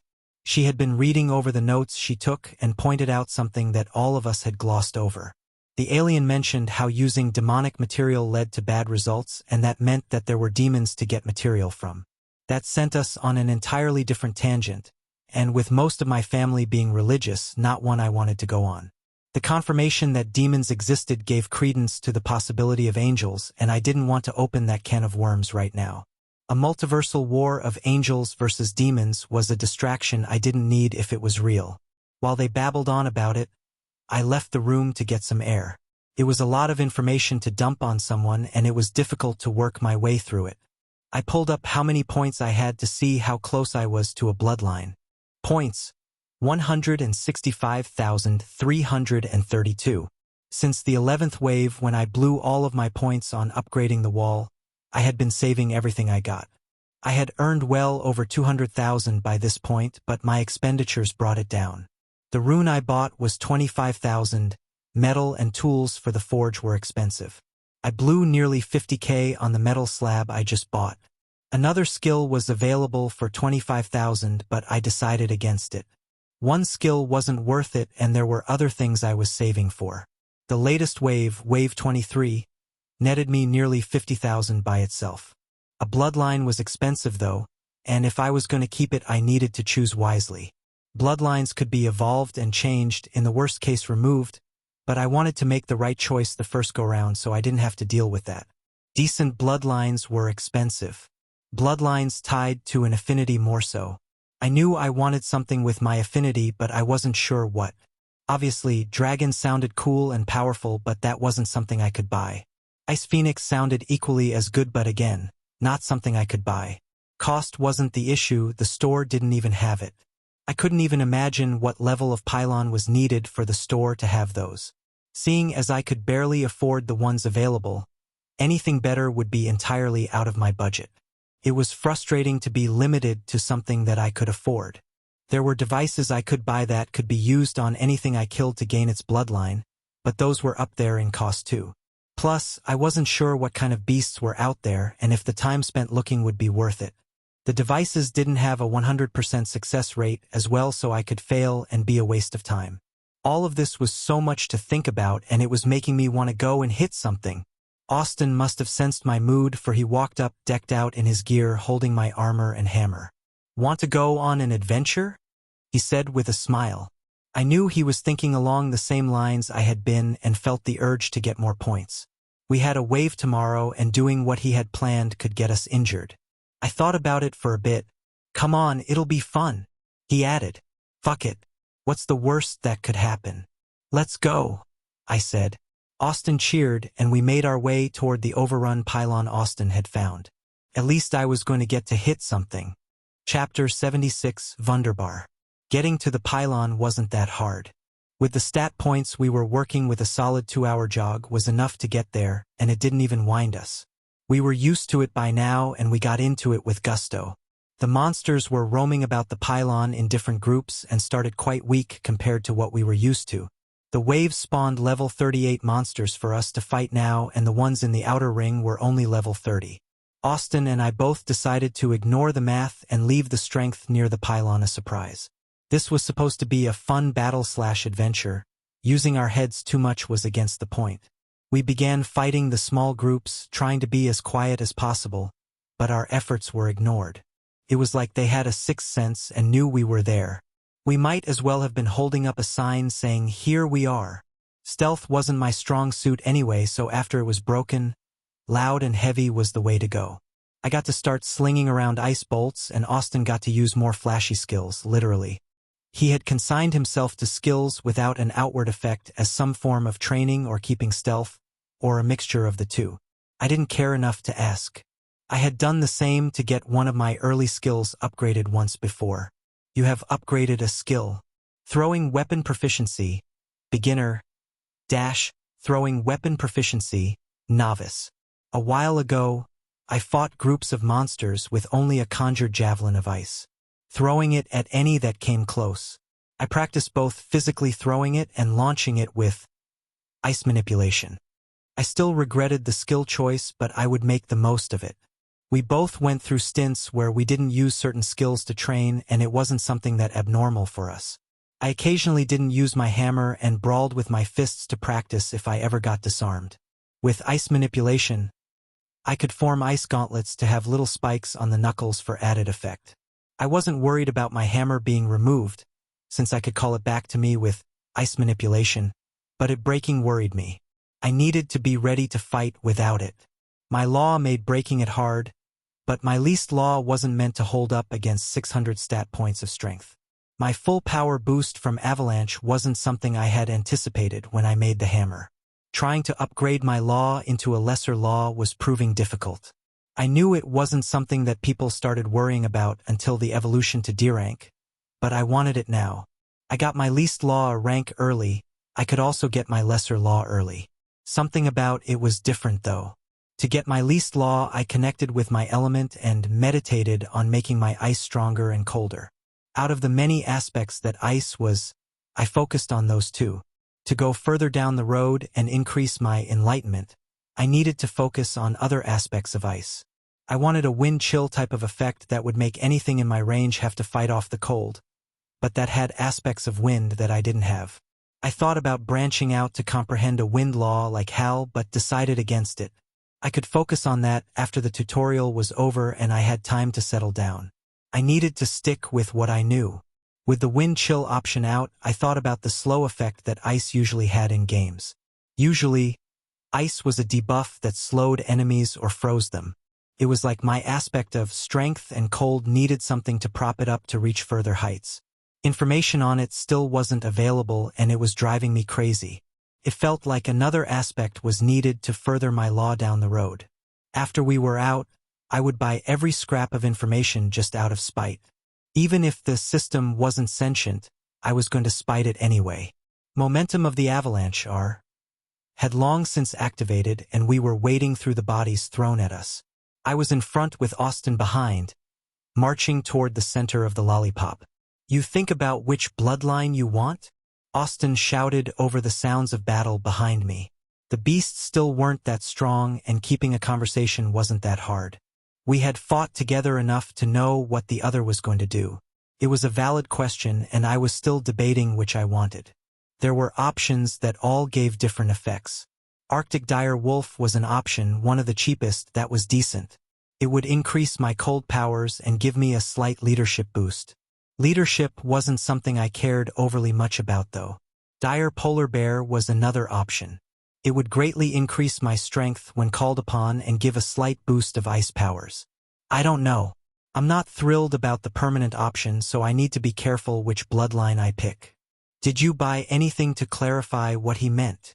I yelled back after slamming my hammer down onto a monster with a squelch. Yeah, I bought some about it. It said that one of the main things that the temporary option does is burn their bloodline for great strength. A bloodline is mainly dormant and only gives a slight boost to whatever aspect it is. So a bear bloodline will give a little strength, bird bloodline gives better eyesight, and so on. The dormant state is what bloodlines are in most of the time and gives the smallest boost. In a fight, you can call upon the bloodline to give a bigger boost for a short period of time, kind of like a boosting skill. Think about it like a borrowed power consumable and can't last forever. This is something most races can do. Even animals can do it with their own bloodline. This is where humanity's trait comes into play. We can go a step further and burn the bloodline we have for a greater boost. It takes what we build on it with our evolutions and makes it an order of magnitude stronger. Where another race would only get 20 strength stat points, a human would get 40. He took a break to concentrate on one of his skills before shooting out a beam of light piercing through 3 beasts, leaving behind a scorching hole in all 3. Solar Ray was quite the skill if he took the time to charge it up. The stronger the bloodline, the greater the effect. It only works with the temporary option though. If you choose the permanent changes, you can only call upon your bloodline like everyone else. It said something about only so much power can be harnessed or whatnot. I didn't read too far into that. He finished. This decision seemed more important the more I heard about it. I wanted something strong but didn't have the points to buy one. What about you? Do you know which one you want? I asked. We had finished off the last of the monsters around us and were in a lull before more came. A phoenix one would be cool. I found information that said solar phoenixes were real. Think about having one of those. Austin got excited as he explained. My light would take on a radiation effect, increased regeneration, and the possibility of flight. What more could I want? All the information we bought said that full transformation was possible only at the high ranks, but partial transformation wasn't out of the picture. If he could manifest only wings, then flight wasn't off the table. I didn't know what tier made that possible, but I went along with his fantasy. I had seen the Ice Phoenix bloodline mentioned in information, but we wouldn't be able to afford it even if it was in the store. Even if we went pylon to pylon, slaughtering every monster in our way, we wouldn't be able to afford it. This cost was astronomical, matching the power it held. Dragons also weren't available, but their lesser forms were. Wyverns were up there and drakes were the closest to our budget. WYRMs were more likely. A Frost WYRM could evolve into a dragon bloodline given enough material and energy, but it was highly unlikely. After ingesting a bloodline, we could evolve it the same ways a beast could, so devolved versions could work just as fine if given the time and energy needed to evolve it. A Frost WYRM didn't sound very great, but with a little care and nurturing Frost Dragon certainly did. We can't afford that, and you know it. I popped his bubble.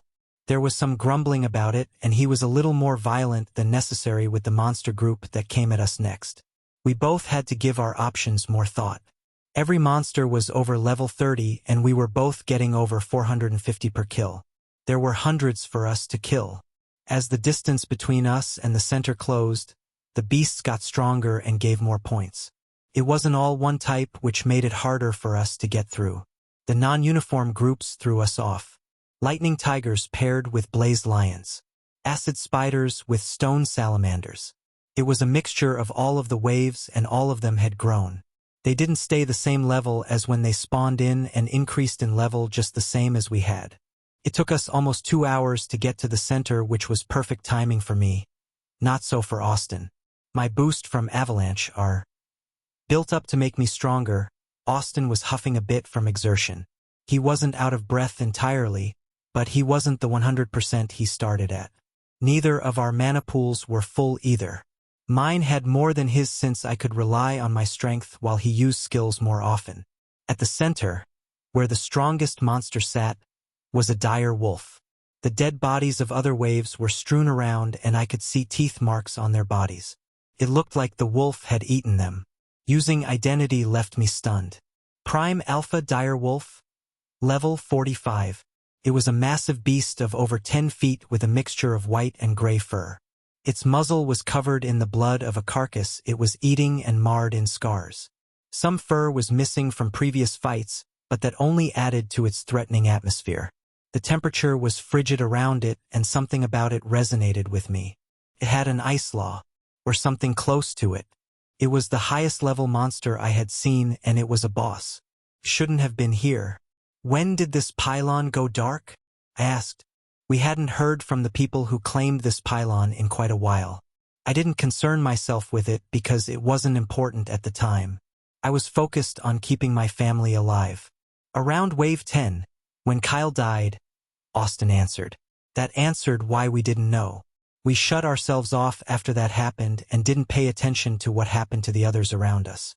That meant this wolf had survived for 13 waves and fed on all of the bosses that came after it.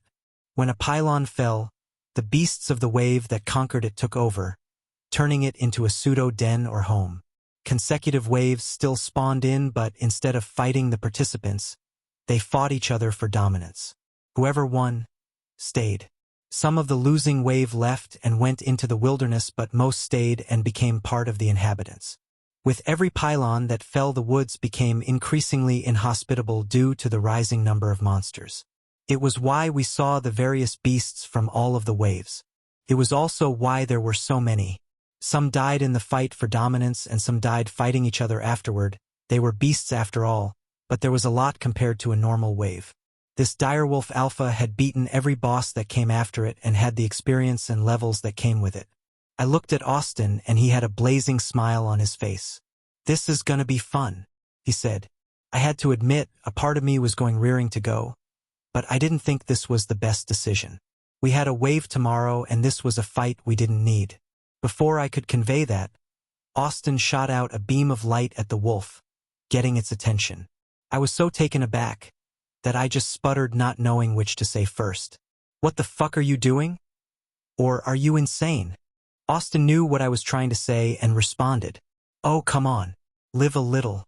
This'll be fun," he said while dancing around the wolf's retaliatory strike.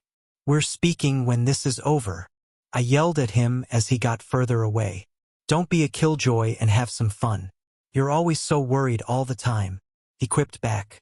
Being forced into a battle I didn't want was annoying, but I couldn't do anything about it now. At first, the wolf only sent some wind blades at Austin in response. It seemed it had a mixture of wind and ice for affinities. It was the first time I saw a mix of two. The wind blades were powerful and would kill any of the monsters outside, but Austin just danced around them. While we were talking, the boss got up from its interrupted meal and got ready. It lifted its head in the air before letting out a massive howl. "Aw woo woo." With that howl, monsters poured into the area from the side we didn't come from. "You get the cannon fodder. I'll play with the puppy," Austin shouted. "Memeem," mocking sounds. "Fight all the monsters, Christopher. I'll do nothing while dancing around," I said under my breath in a mocking tone. Decision made for me, I got to work. My hammer was still dripping blood from the previous fights and more got caked on. I carried the ice I had been using with me and started slinging it around, slicing off limbs, stabbing in eyes, crushing skulls. My skill with ice manipulation was downright scary. My range had increased to over 30 feet and my control was great. Using Ice Arrow I could curve it to hit multiple monsters after it went through the first. It had enough power to skewer 3 or 4 beasts if I controlled it right. It was tricky to get the hang of since it went so fast, but practice was abundant with the waves. It lost power with every monster it went through and got stuck in the third victim, a lightning tiger. A shatter on the arrow was enough to kill it. After lightly penetrating the monster, what would usually be a superficial wound, shatter blasted ice chunks into the beast and killed it. If I was close enough, I could direct shatter to only explode in one direction.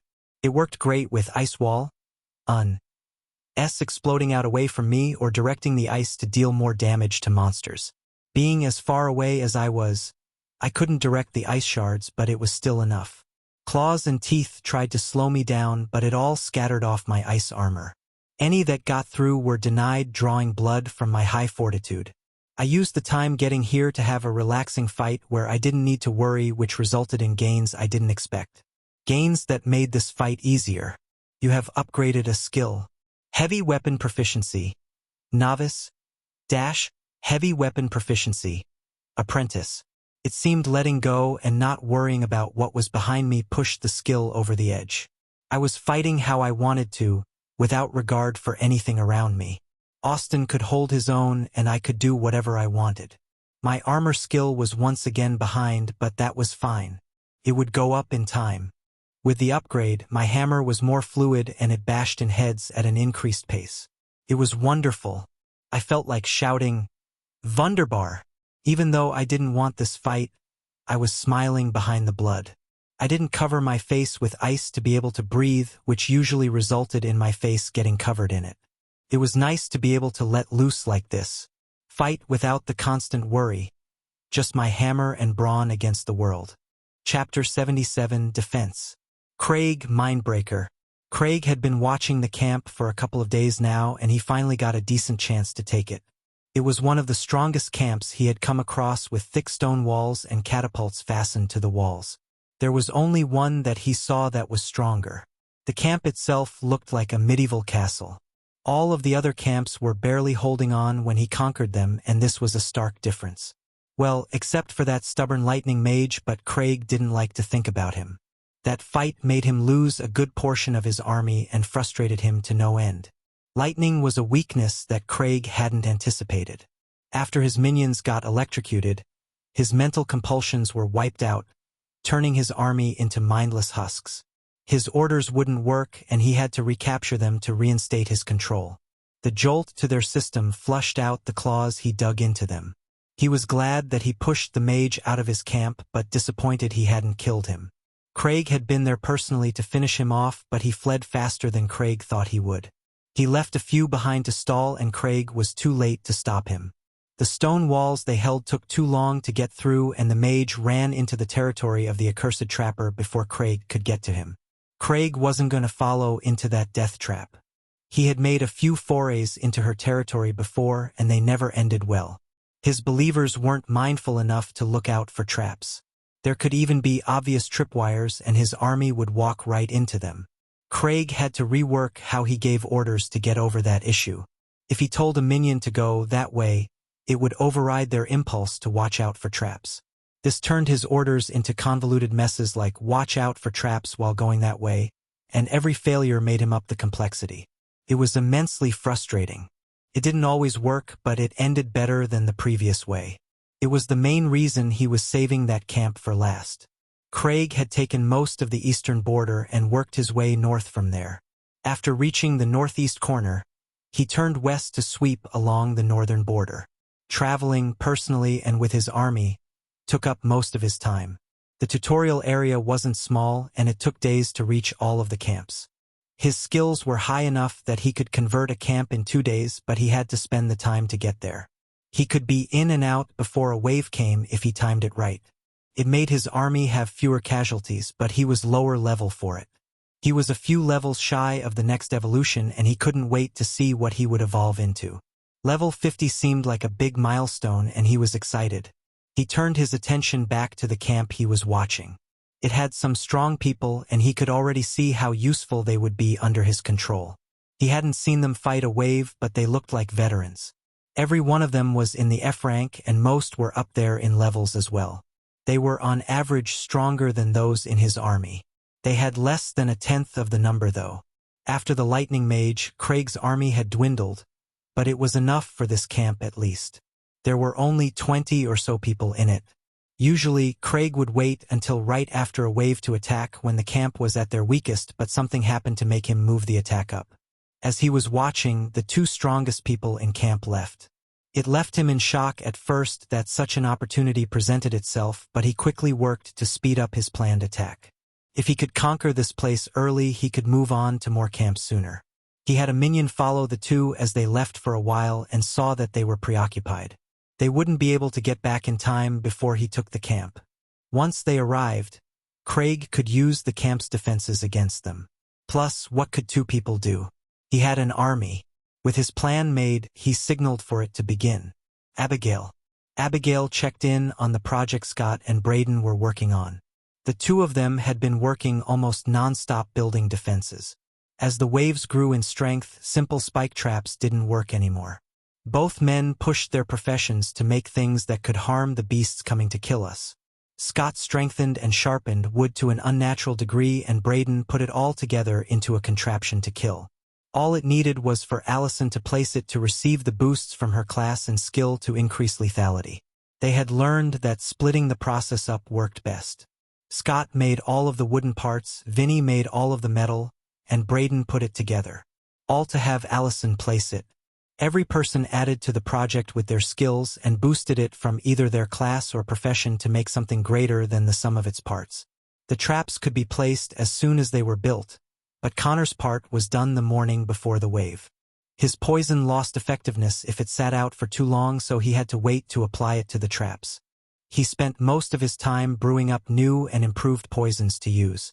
Now that he had finished his body refining poison, he was free to make up new nasties to coat the traps with.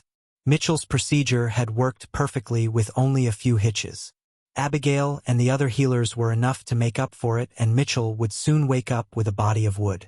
Connor's direct input wasn't required for his poison to work, but he was the only one immune to his creations. If anyone else touched it, the poison would infect them. They had antidotes, obviously, but not an infinite supply. Connor's new law left him immune and marked him as the 7th person in camp to have one. Abigail herself didn't even have one yet. She spent too much of her time keeping the camp running. She knew from the lectures she needed to get one before the evolution to E rank, and now that there was a time limit, she would add some time to her schedule for it. Her profession was nearing the cap, and she didn't want to waste any experience sitting at level 50. Running the town gave a surprising amount of experience. The constant need to defend it added to successfully defending it made her level rise the fastest out of everyone's. Even faster than Chris. Thinking about her brother made her frustrated to no end. The two idiots ran off to go somewhere without so much as a goodbye. Chris needed to learn that the two strongest people in camp couldn't just up and leave. What if they were needed and they couldn't reach them? Chris didn't even bring a way for them to contact him. He was lucky Abigail prepared so well. Being a town mayor had its perks. She could message the owner of the pylon with one of her skills so she could contact the idiot even though he wasn't here. Abigail wished he would think through what he did more so she wouldn't have to do it for the both of them. "Honey, you need to take a break," Jonathan said from behind her. He moved to massage her shoulders after coming up behind her. She leaned into his touch and sighed deeply. "I know, John, but I can't. Everything needs to be perfect for the wave tomorrow." Abigail's constant worries were always on her mind. Jonathan had been trying to get her to take time to de-stress and cope with what she was feeling, but she couldn't find the time. She barely fit in the therapy sessions she did have. Not everyone in the camp went, but it was a resource Abigail felt they all needed. It was points well spent in her mind, even if she didn't go as much as she wanted. The losses and grief, all of them, were no doubt feeling needed a constructive outlet, unlike how Chris dealt with it. Anytime he got stressed, overwhelmed, or thought about the people not here anymore, he picked up his hammer and left. He would come back a few hours later covered in blood. It wasn't healthy. Every time Abigail brought it up, he waved her off. Chris spent more time trying to help Austin through his dad's death than dealing with his own feelings. She still remembered one particular heated argument with him about it. It was after the Blaze Lion wave where they lost Dawson and Dennis.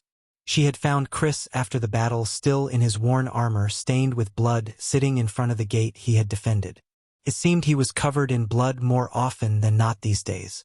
"Chris, why don't you go to the session tomorrow? Everyone could use the chance to grieve and do what little they can to cope," she pleaded. Even with her busy schedule, she still fit in some time for it, but Chris refused. He always said he had better things to do. "Look out there," Chris said, pointing to the bodies strewn about. "What do you see?" Abigail wasn't much in the mood for riddles, but she played along. Chris wouldn't be doing this for no reason. "Dead monsters," she answered. "Yes," he nodded. "How far do they reach?" She hadn't expected that follow-up, but surveyed the area before answering. "Just inside the gate." Most of the bodies were stacked right outside the gate, but some had managed to get through and died on the inside. Not a lot, but enough to be noticeable. The amount paled in comparison to the ones outside the gate thought. "Every wave gets harder to defend. Just look at the number that got by me." He pointed at the small fraction of the bodies inside the gate. "I do not have time to focus on anything else. My attention needs to be here." He thumped the spot covered in the most blood. His spot in the gateway where he did battle. Abigail wasn't sure how to respond, but she tried anyway. "Chris, what you're doing isn't healthy," she said quietly. What her brother was doing worried her. He wasn't the same as he used to be. "You think I don't know that? That I can't see what's happening? I'm not so blind I don't notice how what happened affects people. Two more because of what? A stray shot." The way he said it with such heat in his voice, such anger, slightly scared her. "I do not have time to focus on what we lost. I can't afford to pull my attention away from what needs to be done. My job is to stand in this gateway and stop as many monsters as I can." He slammed his hammer down. "Any stray worry, errant thought about the people behind me hinders that. My job is here, and that's the only thing I can worry about right now." He seemed to deflate after his outburst before finishing quietly. "If I open that bottle, Pandora's box, in a way, there is no closing it. There will be time to do that later. I will do what I must to be the one left standing after this is over." As he finished talking, he had the same look on his face as he did after dealing with the thieves. While it pained her to admit she didn't push anymore. She would hold him to that later, though. The memory played again in her mind before she pushed it away. It was painful to see her family hurt, and Chris wasn't the only one she had to deal with. Where are the kids? One of them was usually watching them, and with John here, they were unaccounted for. Your grandmother is with them, he answered. But that was another thing she didn't know how to deal with. Grandma wasn't the same anymore, and Abigail doubted she ever would be. After Granddad died, she spent most of her time watching the kids. It was like she was spending as much time with them as possible when she could. It was sad to think about. That's good. Her response was cut off by the alarm bell. Hearing the bell, Abigail went into high gear trying to find out what was happening. Rushing to where the lookout was, she found Carrie ringing the bell with frantic enthusiasm. Carrie, what's wrong? Abigail shouted. We're under attack. Her shout got everyone in motion. From the east. With a direction, her family all raced up the walls and to where we usually stood for the waves. Connor and Allison took up the catapults and the rest of them took out their weapons. Abigail shrugged on her armor as quickly as possible while running toward the eastern wall. She debated sending the message to Chris now but decided against it. She needed to see what they were facing before she called him back. Her armor was easy enough to get on with all of the practice, and she saw everyone else gear up with the same practiced ease. Armor and swords replaced cloth and tools in record time. Carrie started shooting off arrows from the tower, and Abigail saw them spilt into more as they flew. One turned into 2 before turning into 4. The arrows kept splitting as they flew until 16 flew toward whatever threat they were facing. Hal rushed up the tower, bow on his back, to join her. Rachel reached the wall first, and Abigail felt the heat start to rise from her direction. Her husband rushed to the gate where he usually stood, and Earth moved up his form to cover him. He had a similar armor skill as Chris, except instead of ice, it was earth. He broke off from where she was heading and rushed toward the gate with the rest of the melee warriors. Reaching the top of the wall let her see what was happening. A mass of different monsters were attacking, and skills rained down from the wall on top of them. Abigail was confused. The wave wasn't supposed to start until tomorrow, and they were only under attack from one direction. It was odd. Everyone was slightly confused, but no one questioned it now. They had enough sense of mind to fight now and ask questions later. The monsters ran at them from the forest a few miles to the east, farther back than where waves usually spawned. They were also a mixture of beasts they had faced before already, along with a few new ones they hadn't seen. The forest had a lot of animals, and Abigail guessed the new beasts were from there. Still, this was something they had done with ruthless efficiency over 20 times by now. A surprise wave wasn't going to catch them lacking. Hal had the best identify skill in camp, and once he surveyed the battlefield he gave his report. Wide range of levels averaging at the low 30s. No boss in sight, he shouted. That was new. This wave was weaker than Abigail expected. The wave tomorrow was supposed to bring level 38s, not level 30s. The number of beasts was another difference. Usually during the wave they were more unified and charged as a group, but these didn't. They all charged at different speeds and acted like a conglomerate of individuals rather than a cohesive wave. The strength of the wave put Abigail off, or rather, the lack thereof. Something about it didn't sit right with her. This was a break in the pattern that hadn't happened, and it was out of character for the tutorial to change so suddenly. Her family was busy fighting while she tried to work through what was happening. There weren't any injuries for her to heal yet, which left her free to direct their defense. Arrows flight into flesh along with magic raining down destruction. Their supply of throwables wasn't touched by the few who needed them. There weren't enough enemies to justify using them. Once the beasts reached the wall, the warriors got to work.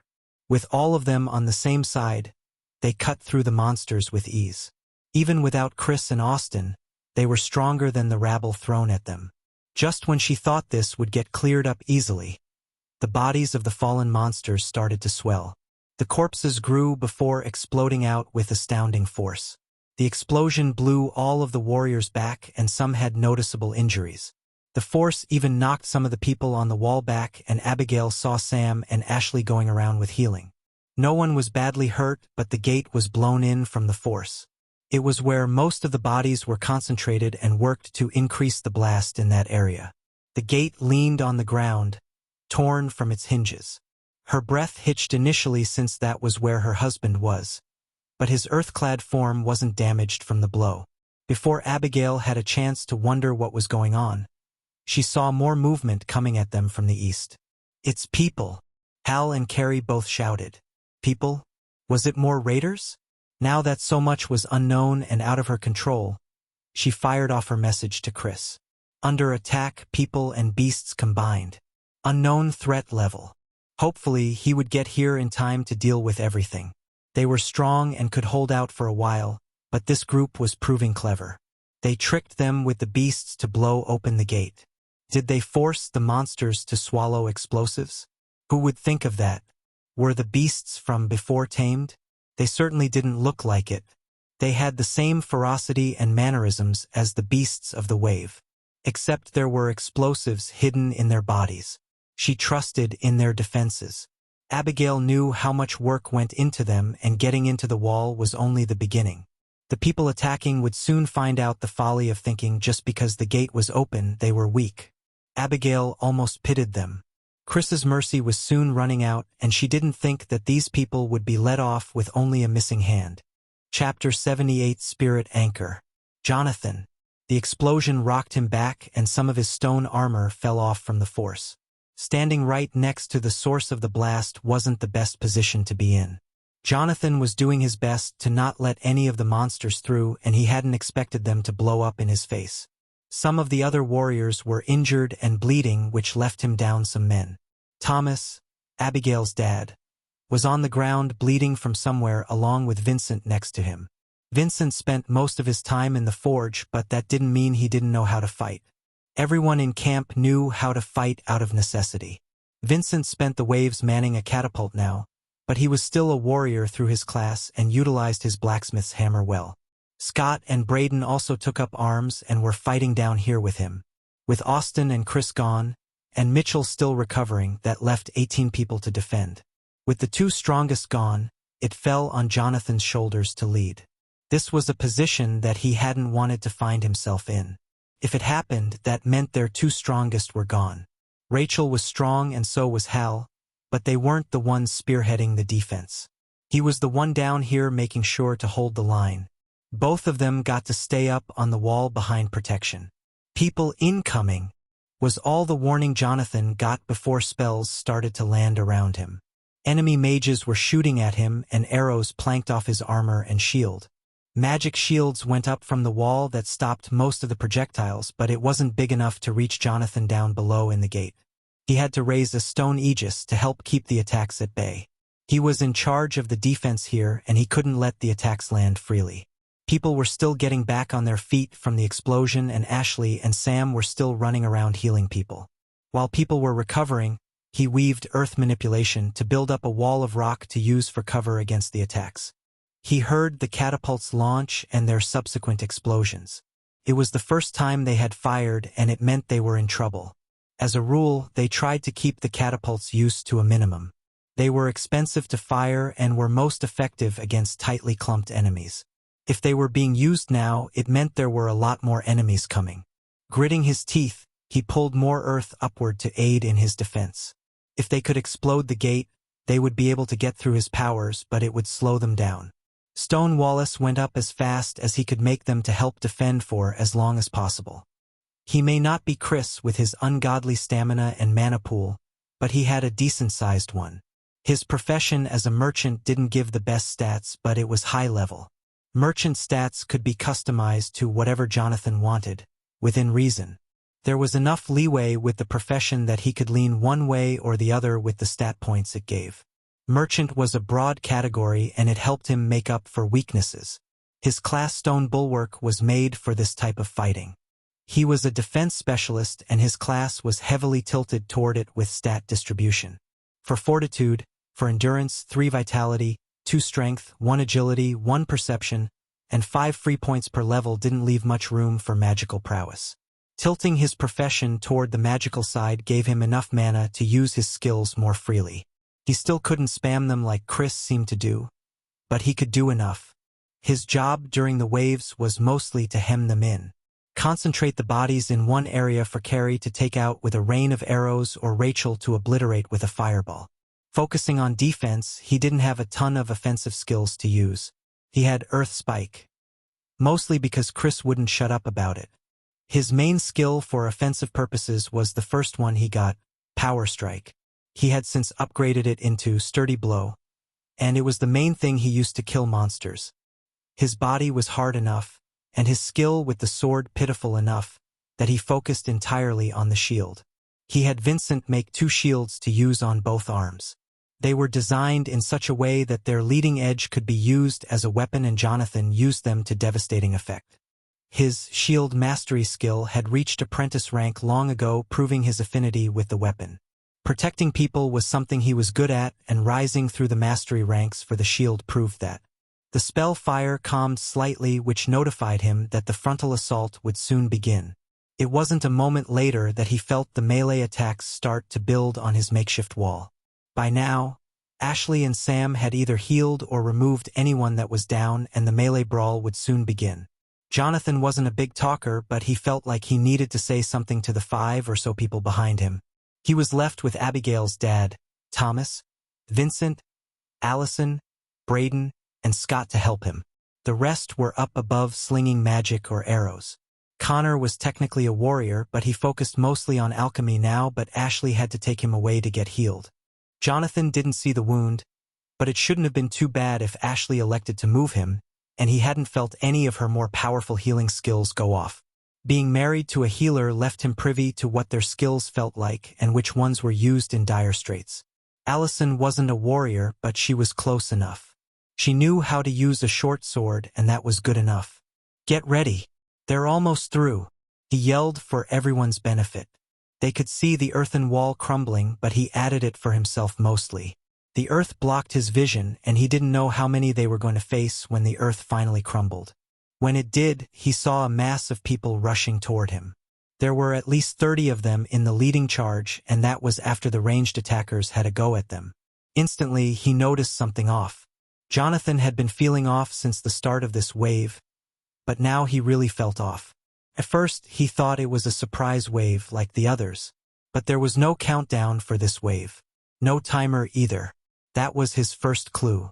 Then the variety of the monsters was weird along with how weak they were. That was his second clue. The corpses exploded was the third and final clue. They were being attacked by people. The raiders charged soon after, and that was when he threw up the wall, cutting off his vision of what happened further. Now that he could see again and assess the threat coming at him, his feeling of unease came back. The people looked insane. Their armor was in tatters and their weapons were in disrepair. They charged mindlessly into the attacks coming at them, and Allison's throwing knives reaped lives without issue. They neither dodged nor used skills to defend. It seemed like the only thing they were programmed to do was attack. It almost seemed like they were walking into the knives flying their way. Jonathan knew that they had some kind of identify blocker, as Hal had said as much, but he tried anyway. Hey. Level? Without much time to think, he got into fighting form. He bashed both shields together and used Taunting Roar. Initially, the skill required an actual roar, something that Jonathan had vehemently tried to find a way around. He still remembered the mocking that Chris and Austin gave him when he accidentally shouted the name of his skill one time. He was fighting a giant stone lizard for crying out loud, but they were merciless in their ribbing. Getting the skill to use the sound of his shields clanging was a challenge, but he did it. To both the two idiots' disappointment. They liked to make fun of and rate his roars, and were sad about the change. There was one wave where he was placed with Austin at the same gate where, after using the skill, Austin sang a Katy Perry song for the whole wave. The entire wave.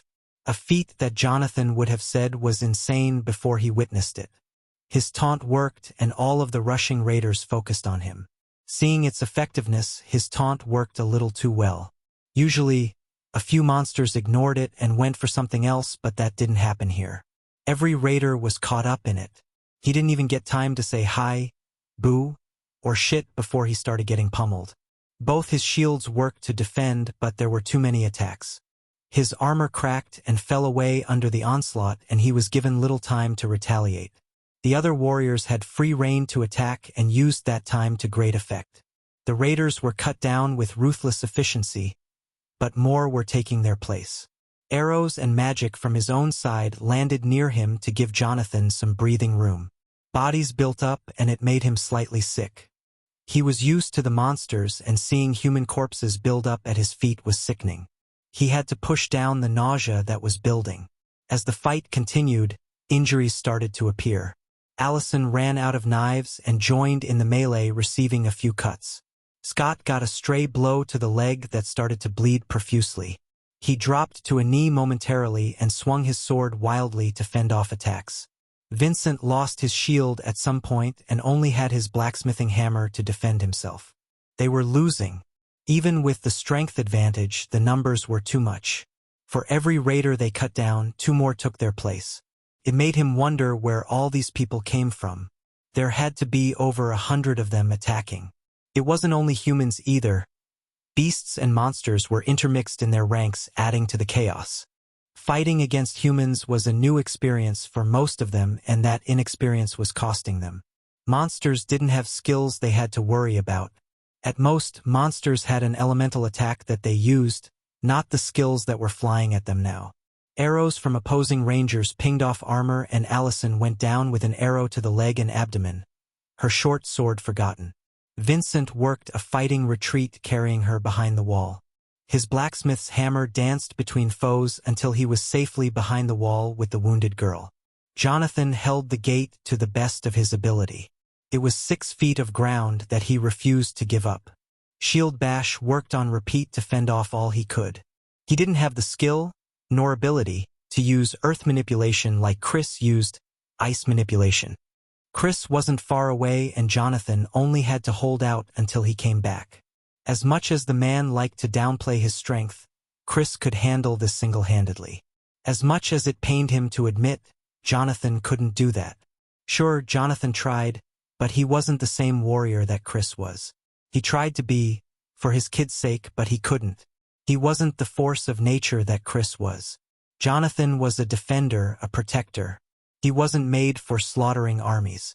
As more of his side got injured and were taken away, the pressure mounted.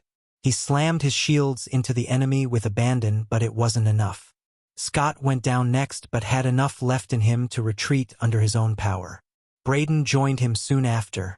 The number of blades pointed against them made some find their mark eventually. Gaps in armor were found and blades caught weak points. Vincent was a damn good smith, but armor wasn't infallible. Joints needed to be able to move and the body needed to bend. Magic rained down from the wall, but it did little to deter the raiders. It was like they didn't care about the losses they were taking. The demoralizing effect wasn't there or didn't register. Soon, it was only Jonathan and Abigail's father, Thomas, left. Thomas was on the stronger side but wasn't strong enough for the numbers they faced. Jonathan knew Chris was trying to prop his father up into a decent warrior, but Thomas wasn't there yet. He fought valiantly, but he was slowing down. They had been under attack for over 30 minutes and Thomas was dragging. His axe swings were slower and the skills he used came sporadically. "Retreat, Thomas!" Jonathan shouted. He usually didn't refer to his father-in-law by his first name, but calling him Mr. Zelensky was unnecessary. "No, I can take it," was his response. A blow to the leg staggered him during his response. A retaliatory axe strike took the offender's head, but the damage was done. Blood seeped down his leg and dyed his armor red. "It's fine. I've got this," Jonathan shouted back. His tone made him sound more confident than he was. Something was rising in him. It reminded him of the time he tanked the boss of the 15th wave while Chris couldn't. The stone lizard boss had launched him repeatedly off into the air, but something was different at the time he was needed. Chris had been scrambling around with a broken arm and no weapon, his axe being lost at some point in the fight. Something deep inside of him awoke at the thought they were going to lose. Chris was barely standing at the time and Austin couldn't damage it. His kids were here and he couldn't do anything to protect them. The thought rankled him. He was a father, it was his job to protect his kids. Being unable to lit a fire in him like nothing had before. Something must have been noticeable on his face because when he went to aggro the boss, Chris let him. The same feeling as then was coming back now. He was failing as a father if he let the raiders through, and that was something he couldn't abide by. His baby girl was behind him and he could not falter. Would not. His son was probably babbling on about dinosaurs in the bunker, and Jonathan was his bulwark against the world. Something inside of him resonated through his body, growing from deep within him. It wanted to know who he was. He was a bulwark, the shield protecting his kids, his family. The question of who he was wasn't enough. It was a part of the answer, but the growing power in him wanted something else. It wanted something to latch onto. The growing power was a representation of who he was. It needed something else. Something to anchor it. He explored all he could about the feeling, but it gave no hint. Jonathan was left clueless. It could be anything. He dove deep, trying to find out what was required of him. He already expressed who he was. What else did it need? Thomas finally heeded his command, and Jonathan was left alone to hold the gate. He was the only thing standing in the way of people who would bring his family harm. His shields started to shine with an unnatural glow. It wasn't mana coursing through them, but something else. While defending against a sword attack aimed at his hip, it finally clicked. The power needed an anchor, and he found one that worked. Could have been anything. An object, an idea, a place, anything. What Jonathan chose was a phrase. Something that connected to him so deeply that it was the anchor of who he was. After realizing it and bringing it to bear, his power exploded. He wielded his shields with a grace and ability he never had before. The defender in him resonated with the weapons and boosted his ability with them. His spirit poured into the two shields on his arm, and they became more. They weren't just metal and wood any longer. They were a piece of his spirit that would sooner see his spirit destroyed than the shields break. The phrase he picked rang out in his head, and he took on a second wind. Chris had to be close, and Jonathan only needed to hold out a little longer. His anchor was a part of who he was, and it would not fail him. For his enemies had to do something before they made it inside. You have to go through me first. Chapter 79, Field of Flames. Rachel. The warriors were getting pushed back. Jonathan was the only one still holding the gate against the raiders, and he wouldn't last forever. Rachel did the best she could to eliminate as many as possible. She cast Fire Lance and multiple Fire Arrows on repeat. Every once in a while she would have to cast one of her more costly skills. Firewall and Flame Pillar were both great area denial skills, but they came with the cost of increased mana. Both area skills took more mana than over 5 fire arrows. Fighting the waves was always a balancing act for her. Juggling mana cost for spells versus effect. A well-placed Flame Pillar could do more damage than 5 fire arrows, but it all came down to timing and positioning. When the tutorial started, she would go overboard and blaze through her mana pool too fast with more powerful skills. The waves beat that habit out of her. She was of no help to anybody if she was out of mana. She hadn't even taken up training with a weapon, putting all her time into practicing the arcane. As a result, she was the best at it. She could weave the strongest spells and ritual cast with the most people. She could cast a spell using up to 5 people's mana pools, and they didn't even have to be mages. No other mage here could claim the same. It was an achievement she was proud of, and one that worked to kill the boss on multiple occasions. If only she could have used it to save her son. Thinking of Kyle still hurt. She was powerful, sure, but she alone couldn't take down the bosses. If it weren't for Jonathan and Chris keeping it at bay, she would be a sitting duck squashed as easily as an ant. As the warriors holding the gate dwindled, she resorted to more powerful spells. She knew from experience that Jonathan could handle a little flame. She still tried to shield him from the brunt of her spells using fire manipulation, but he could take a hit. The man was a walking tank, even more so than Chris in some aspects. Chris could take a fireball to the face and walk away unscathed just because of his stats. Jonathan had skills that produced the same effect. His earth armor was notoriously hard to get through using fire. The flames just weren't able to pierce the armor, and the force was the only thing that did damage. With friendly fire out of the way, she threw down an immolate. Field of Flames. Wasn't worth it, and the less powerful skill was more than enough. The area around Jonathan started to heat up and the air began to warp and distort. The raiders attacking showed no outward expression, but their bodies started to burn. None of them were protected from the heat like Jonathan was. Burning flesh was never a pleasant smell, but when one had fire abilities, it became endurable. Immolate was an area of effect skill that raised the temperature in said area to boiling. If left active for long enough, water would boil and fluids would evaporate. The skill wasn't powerful enough yet to melt metal. Her law made it close, depending on the metal. It also had the added effect of flooding the area with heat and fire mana. Heat mana was a lesser version of fire mana, but it worked to make her skills come easier. After the Blaze Lions, Rachel noticed how important changing the area to your affinity was. With her affinity readily available, mana cost went down, her regeneration increased, and the power of her spells went up. Everything became easier. That was why she couldn't fight on the same side as Chris anymore. They would cancel each other out and spend most of the time fighting one another over control of the environment. She would work to heat it and spread fire mana, he would work to cool it down and spread ice mana. The two couldn't occupy the same space, like earth and wind, or lighting and water. The mana types were anathema to one another and canceled each other out. With the fire mana in the area, she gathered it up with fire manipulation, and cast an overpowered and cost-reduced flamethrower. The skill was normally cast from the hand or body part, but it was easy enough to move the point of origin down in front of Jonathan. The range Rachel could launch spells from wasn't restricted to her body and hadn't been since the first week of the tutorial. Ranged casting was one of the best techniques for training mana manipulation. It stressed the abilities in all the right ways to increase the effectiveness of nearly all skills. Casting a spell at range increased the mental strain, mana cost, and decreased the control she had over the spell, which was perfect for training purposes. If she used a too powerful spell or went too far away, the spell would fail and the backlash would injure her, but she was practiced enough to mitigate that. Practice and experience aided her in casting the flamethrower, and it wasn't even close to the maximum she could go. Flames poured out of where she anchored the spell and the raiders charging into it melted. The raiders behind them rushed into the flames without reservations, following their brethren in death. That was one of the first things that she noticed. They had no self-preservation skills, and she had to adjust her skill use accordingly.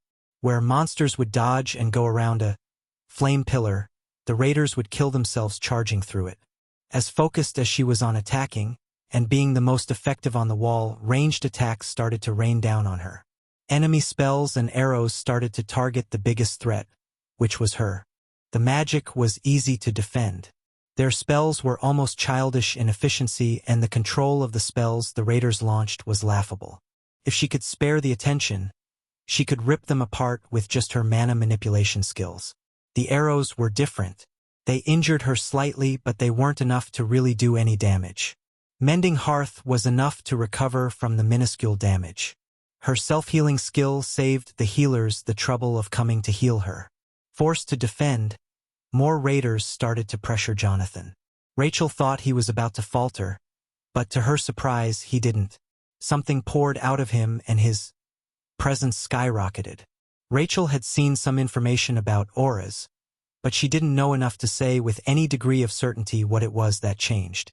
One moment he went from near failure to turning the tides with brutal retaliation. His shields lit up and sent bodies flying with every hit. It reminded her of Chris and the blows from his hammer. The body couldn't help but get launched. With Jonathan's second wind, the fight turned into a stalemate. They still weren't winning, but they would be able to hold off the attack until reinforcements arrived. Thinking about what Chris would do sent shivers down her spine. She had known him since he was a baby, and ever since the apocalypse, he became someone else. When Rachel married Braden and joined the Zelensky family, Chris hadn't been born yet. It was a few years after that Chris came into the world. She had Hal at the same time that Abigail was born, which was 5 years before Chris was. Chris was always a happy-go-lucky kid, quick to laugh, and she couldn't remember a time he wasn't smiling or laughing. As he got older, sarcasm and jokes were his go-to. Rachel watched him go through high school and most of college before the system came, and with the frequency the Zelensky family gathered, she wasn't a stranger. That was why it was such a shock to her of how he changed. Never once would she think that he would kill a person or cut off someone's hand. When she heard about that, she was appalled. The boy she knew turned into some medieval justiciar, cutting off someone's hand for stealing. It wasn't something she had expected and rocked her worldview. They spent a good deal of time practicing their manipulation skills against each other, which gave her a chance to ask him about it. She remembered the conversation vividly. "How could you be so barbaric?" Rachel said, struggling to find words to describe how she felt. Chris sat there, the tug of war over temperature forgotten for the moment. He looked up at her and sighed. "I don't know. I never wanted to, nor did I ask for it. I didn't want to lead. I never did. But since I found myself in this position, I'm going to do the best I can. It took me a long time to come to terms with what happened. The changes we now face." He stopped and took a deep breath, forming the thoughts into words. "The only thing I can do is try my best. I don't think I would have done what I did if my dad hadn't gone along with it. He has always been my rock, morally, and he didn't raise complaints when it was discussed. To this day, I wonder why he didn't." Chris saying that made Rachel question why Thomas hadn't. He was always a strict and narrow man. For as long as she had known him, Braden had the same qualities. The punishment wasn't something that Rachel had thought Thomas would go along with. "I think it's time I realize I need to change. I can't hold on to the morals of the past, the laws that used to protect us. For a while now my dad has impressed on me the importance of honor, of justice, and I think I understand what he was getting at now that I had to go through that. I never wanted to cut off hands, I never wanted to kill people either, yet I have done both. The power I hold over people wasn't something I asked for. The world is a cruel place and I need to find my place in it. I need to find where I draw the line between right and wrong and what punishments should come from crossing it. Physical might meant little before, but it means everything now and people will abuse that." He looked almost sad as he said that, like it wasn't something that he wanted. "Warlords and tyrants will come and go, rise and fall. People who try to bring order to the chaos will rise and fall just the same. Other people's morals mean little if I can smash them with my hammer to get what I want. The ease of exercising power of others will bring about a society I don't think I will like, and I need to think about what I will do about it. If I am to lead, I will do it right. I need to find the rules and morals to live by and stick to them. People will easily let their power get to their heads and inflate their egos. I need to come up with a code of honor to live by, and it needs to be something I can keep." He looked thoughtful before adding in a quieter tone, "For I fear what I may become without it." The conversation wasn't something Rachel had expected. She had kept her head buried in the sand and hadn't thought about what would happen when they returned. Returned to a lawless world where whoever was strongest ruled, and right now, the strongest was Chris. Might wasn't a quantifier indicative of being a good ruler, yet it would determine who would lead and who wouldn't. No one would follow someone who couldn't protect them. To hold absolute power over someone was a scary fact to consider. Rachel herself was more powerful than most of the people she knew. If she wanted, she could go found a city and be named Empress if she liked, punishing all those who disagreed. The weight of leadership wasn't something that she considered, and she was glad that Chris did. Not many would. After that talk, she came to terms with what needed to be done. Harsh but fair punishments were necessary and death was inevitable. She used to think that capital punishment was wrong and immoral, but those beliefs left when she gained the ability to throw fire from her hand. Taking a hand for theft was a harsh but fair punishment, which made her know what Chris would consider harsh but fair for the people who threatened his family. Death was both harsh and fair for the people she now faced, and she pitied them for it. Chris was still feeling out his code of honor and what it would be, but it was easy enough to decide in this case. He would do it even if he didn't want to, but Rachel didn't think that would be a problem. The easiest way to piss Chris off was through his family, and the raiders sped past that warning sign long ago. Nothing would save them from the retribution he would bring, and Rachel wouldn't even put up a token defense against it. For she believed they deserved death as well. If someone were looking in from the outside with the beliefs of the world before, both she and Chris would be considered evil and tyrants, but those opinions died when the world ended. It was time to embrace change. The stalemate continued as Jonathan held the gate and Rachel burned any who came near, The raiders' numbers, both human and monster, started to dwindle after the first 100 and dwindled further after the second. It had been almost an hour by now and they hadn't breached the gate. Jonathan held it viciously. Some of the other mages on the wall next to her had to retreat and enter meditation to refill on mana, but Rachel stayed. She could hold out for a while yet, and something told her it wouldn't be long. Fire Arrow was her cheapest spell and she used it frequently. Evolved from Fire Bolt and made more powerful by her law.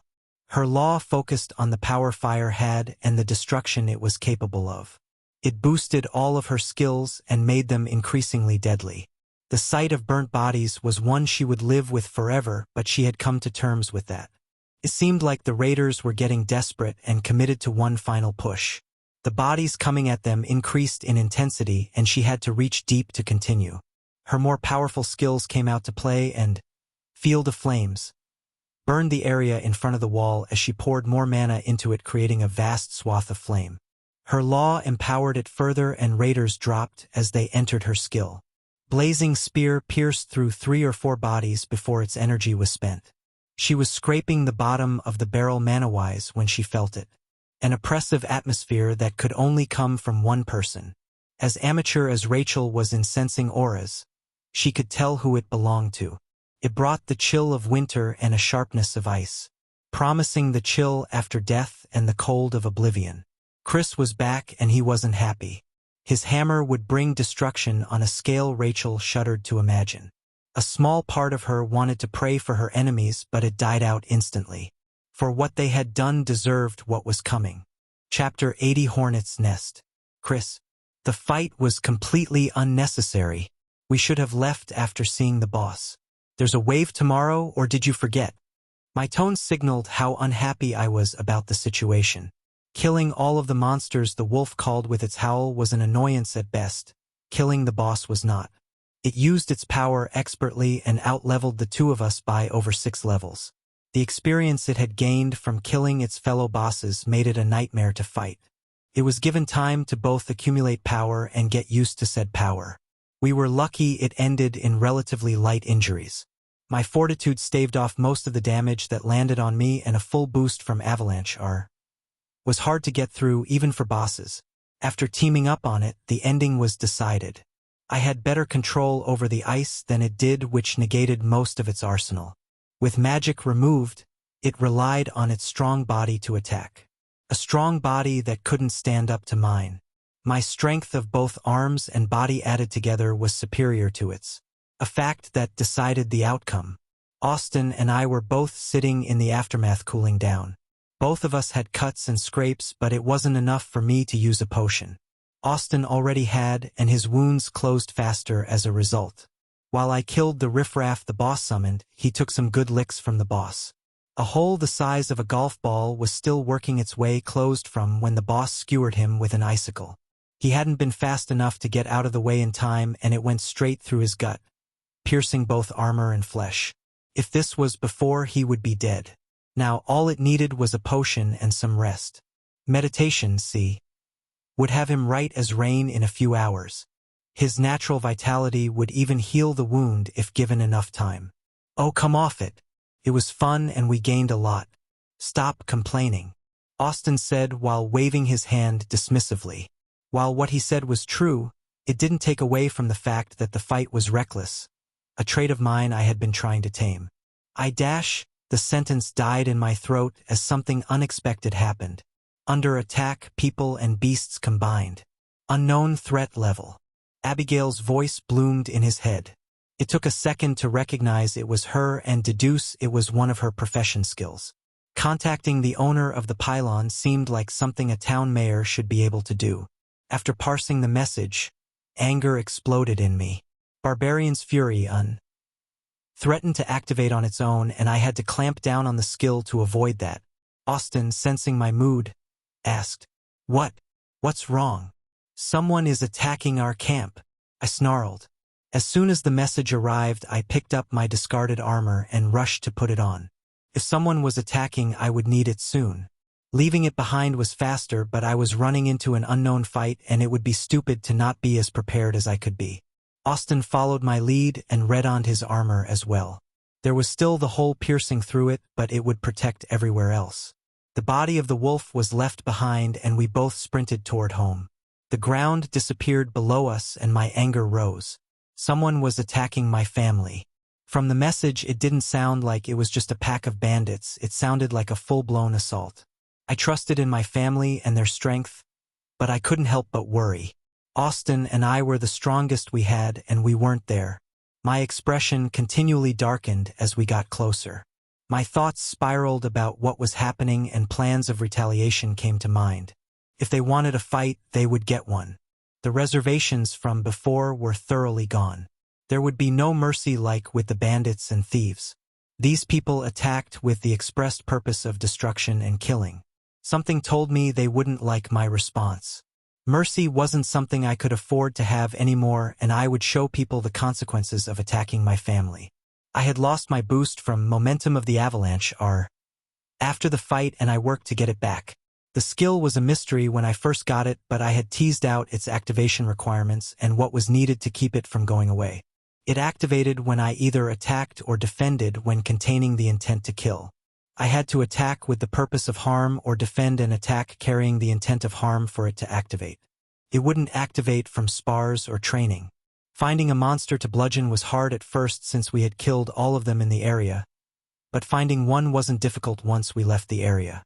Running by and braining a monster with my hammer was enough to start the timer. I still hadn't found the limits of how long of not fighting would keep the skill going, so I made slight detours from the direct path back to camp.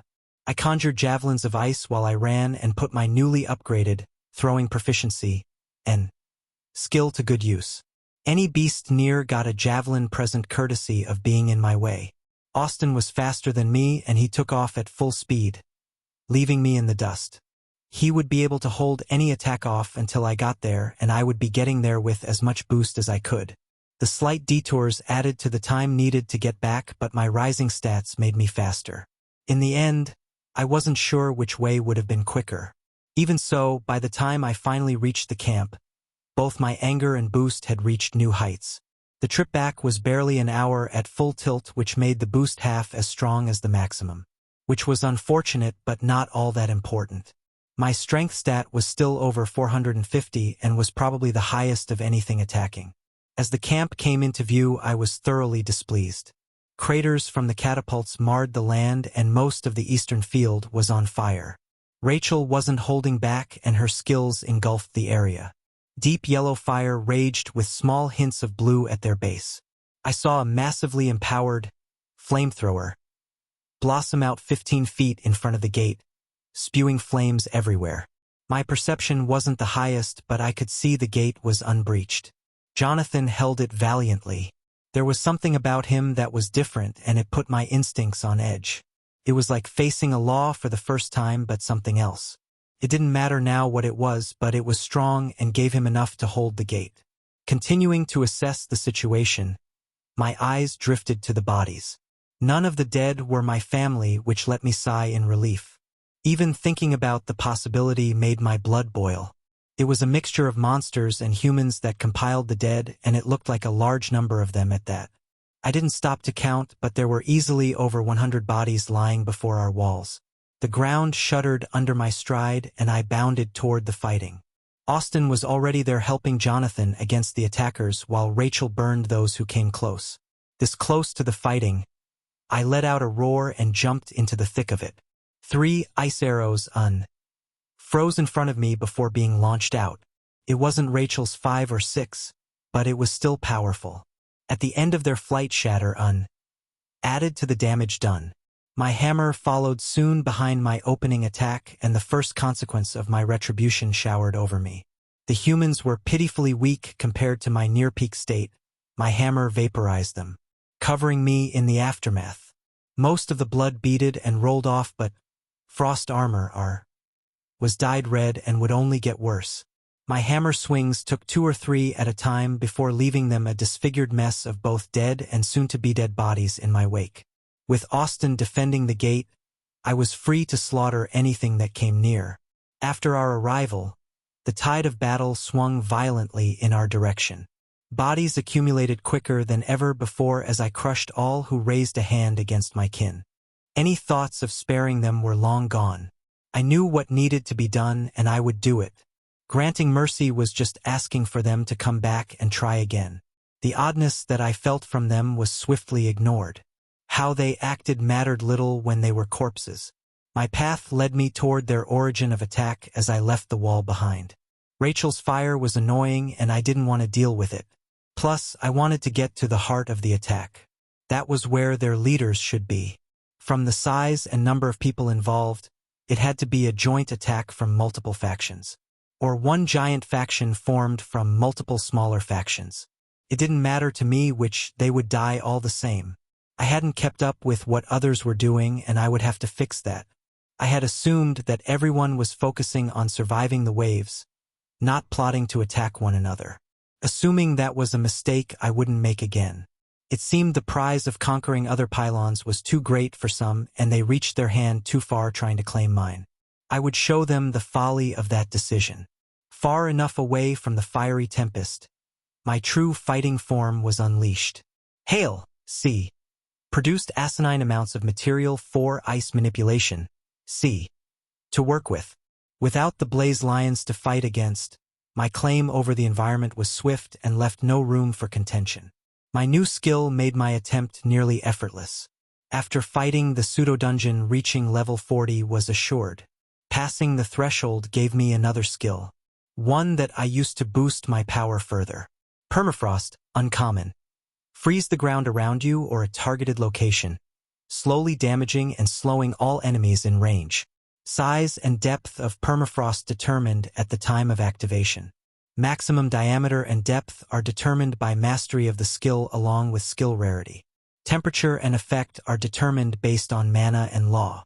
Permafrost turned the very land I walked on into the tundra. Ice and frost rose from the ground and the grass around my feet froze. The circle of the Arctic extended out around me as more of the field turned white. The earth froze under me and the area around me took a polar plunge. Both, permafrost and a massive hail, C, worked together to turn the area around me into a winter wonderland. The air dropped below freezing and the ground sapped any foe of energy. The frozen dirt both slowed and damaged any who stood upon it that wasn't who I considered an ally. It was taxing on both my mana and law, but well worth it. I couldn't keep it up forever, but I would pay the cost of that later. The attackers' environment turned against them and the ground worked to freeze their feet in place. The skill itself wasn't powerful enough to freeze anyone of true strength, but the addition of my law and the fact they weren't that strong made it enough for my purposes. With my authority over the battlefield thoroughly established, the slaughter rose to new heights. When facing off against the blaze lions before, I could only handle 10 of my auxiliary snowflakes. Now, without the hindrance and boost from my skills, more than 20 froze into place. My range hindered me the most now instead of my manipulation skills. There simply weren't enough enemies in range to justify conjuring more. Bodies fell quickly and froze soon after. A slew of massacred ice sculptures followed behind my path. As I ran toward the forest the attack originated from, the raiders made to retreat. Any headed toward the wall turned around and tried to hinder me instead. It was like they were throwing their lives away to stop me from going further. While both annoying and frustrating, it wouldn't save them from the retaliation they were due. My hammer would come for them, and being delayed by a few bodies wouldn't save them. My slaughter continued and the bodies thinned. After fighting through their defenses, I reached where the leaders should have been. The keyword there being should. There was no one here. An empty forest clearing was my only prize for reaching the origin. My anger spiked and Barbarian's Fury activated. You cowards! Come out and fight me! My roars went unanswered. The leaders, I imagined, deigned not to respond. The cowards had fled. The spineless leaders behind the attack weren't here, and they abandoned their army to die while they slinked away in the trees. I was no tracker, and chasing after them would have me guessing at where they went. A rational mind would have realized this. I was not in a rational state of mind. With my prize stolen from me, I took off in the direction I thought they went. My anger made me not think about anything other than revenge. The rebuke at Austin about needless fights before the wave tomorrow long forgotten. They kicked the hornet's nest and retribution was due. They wouldn't escape my hammer. End of chapter 80.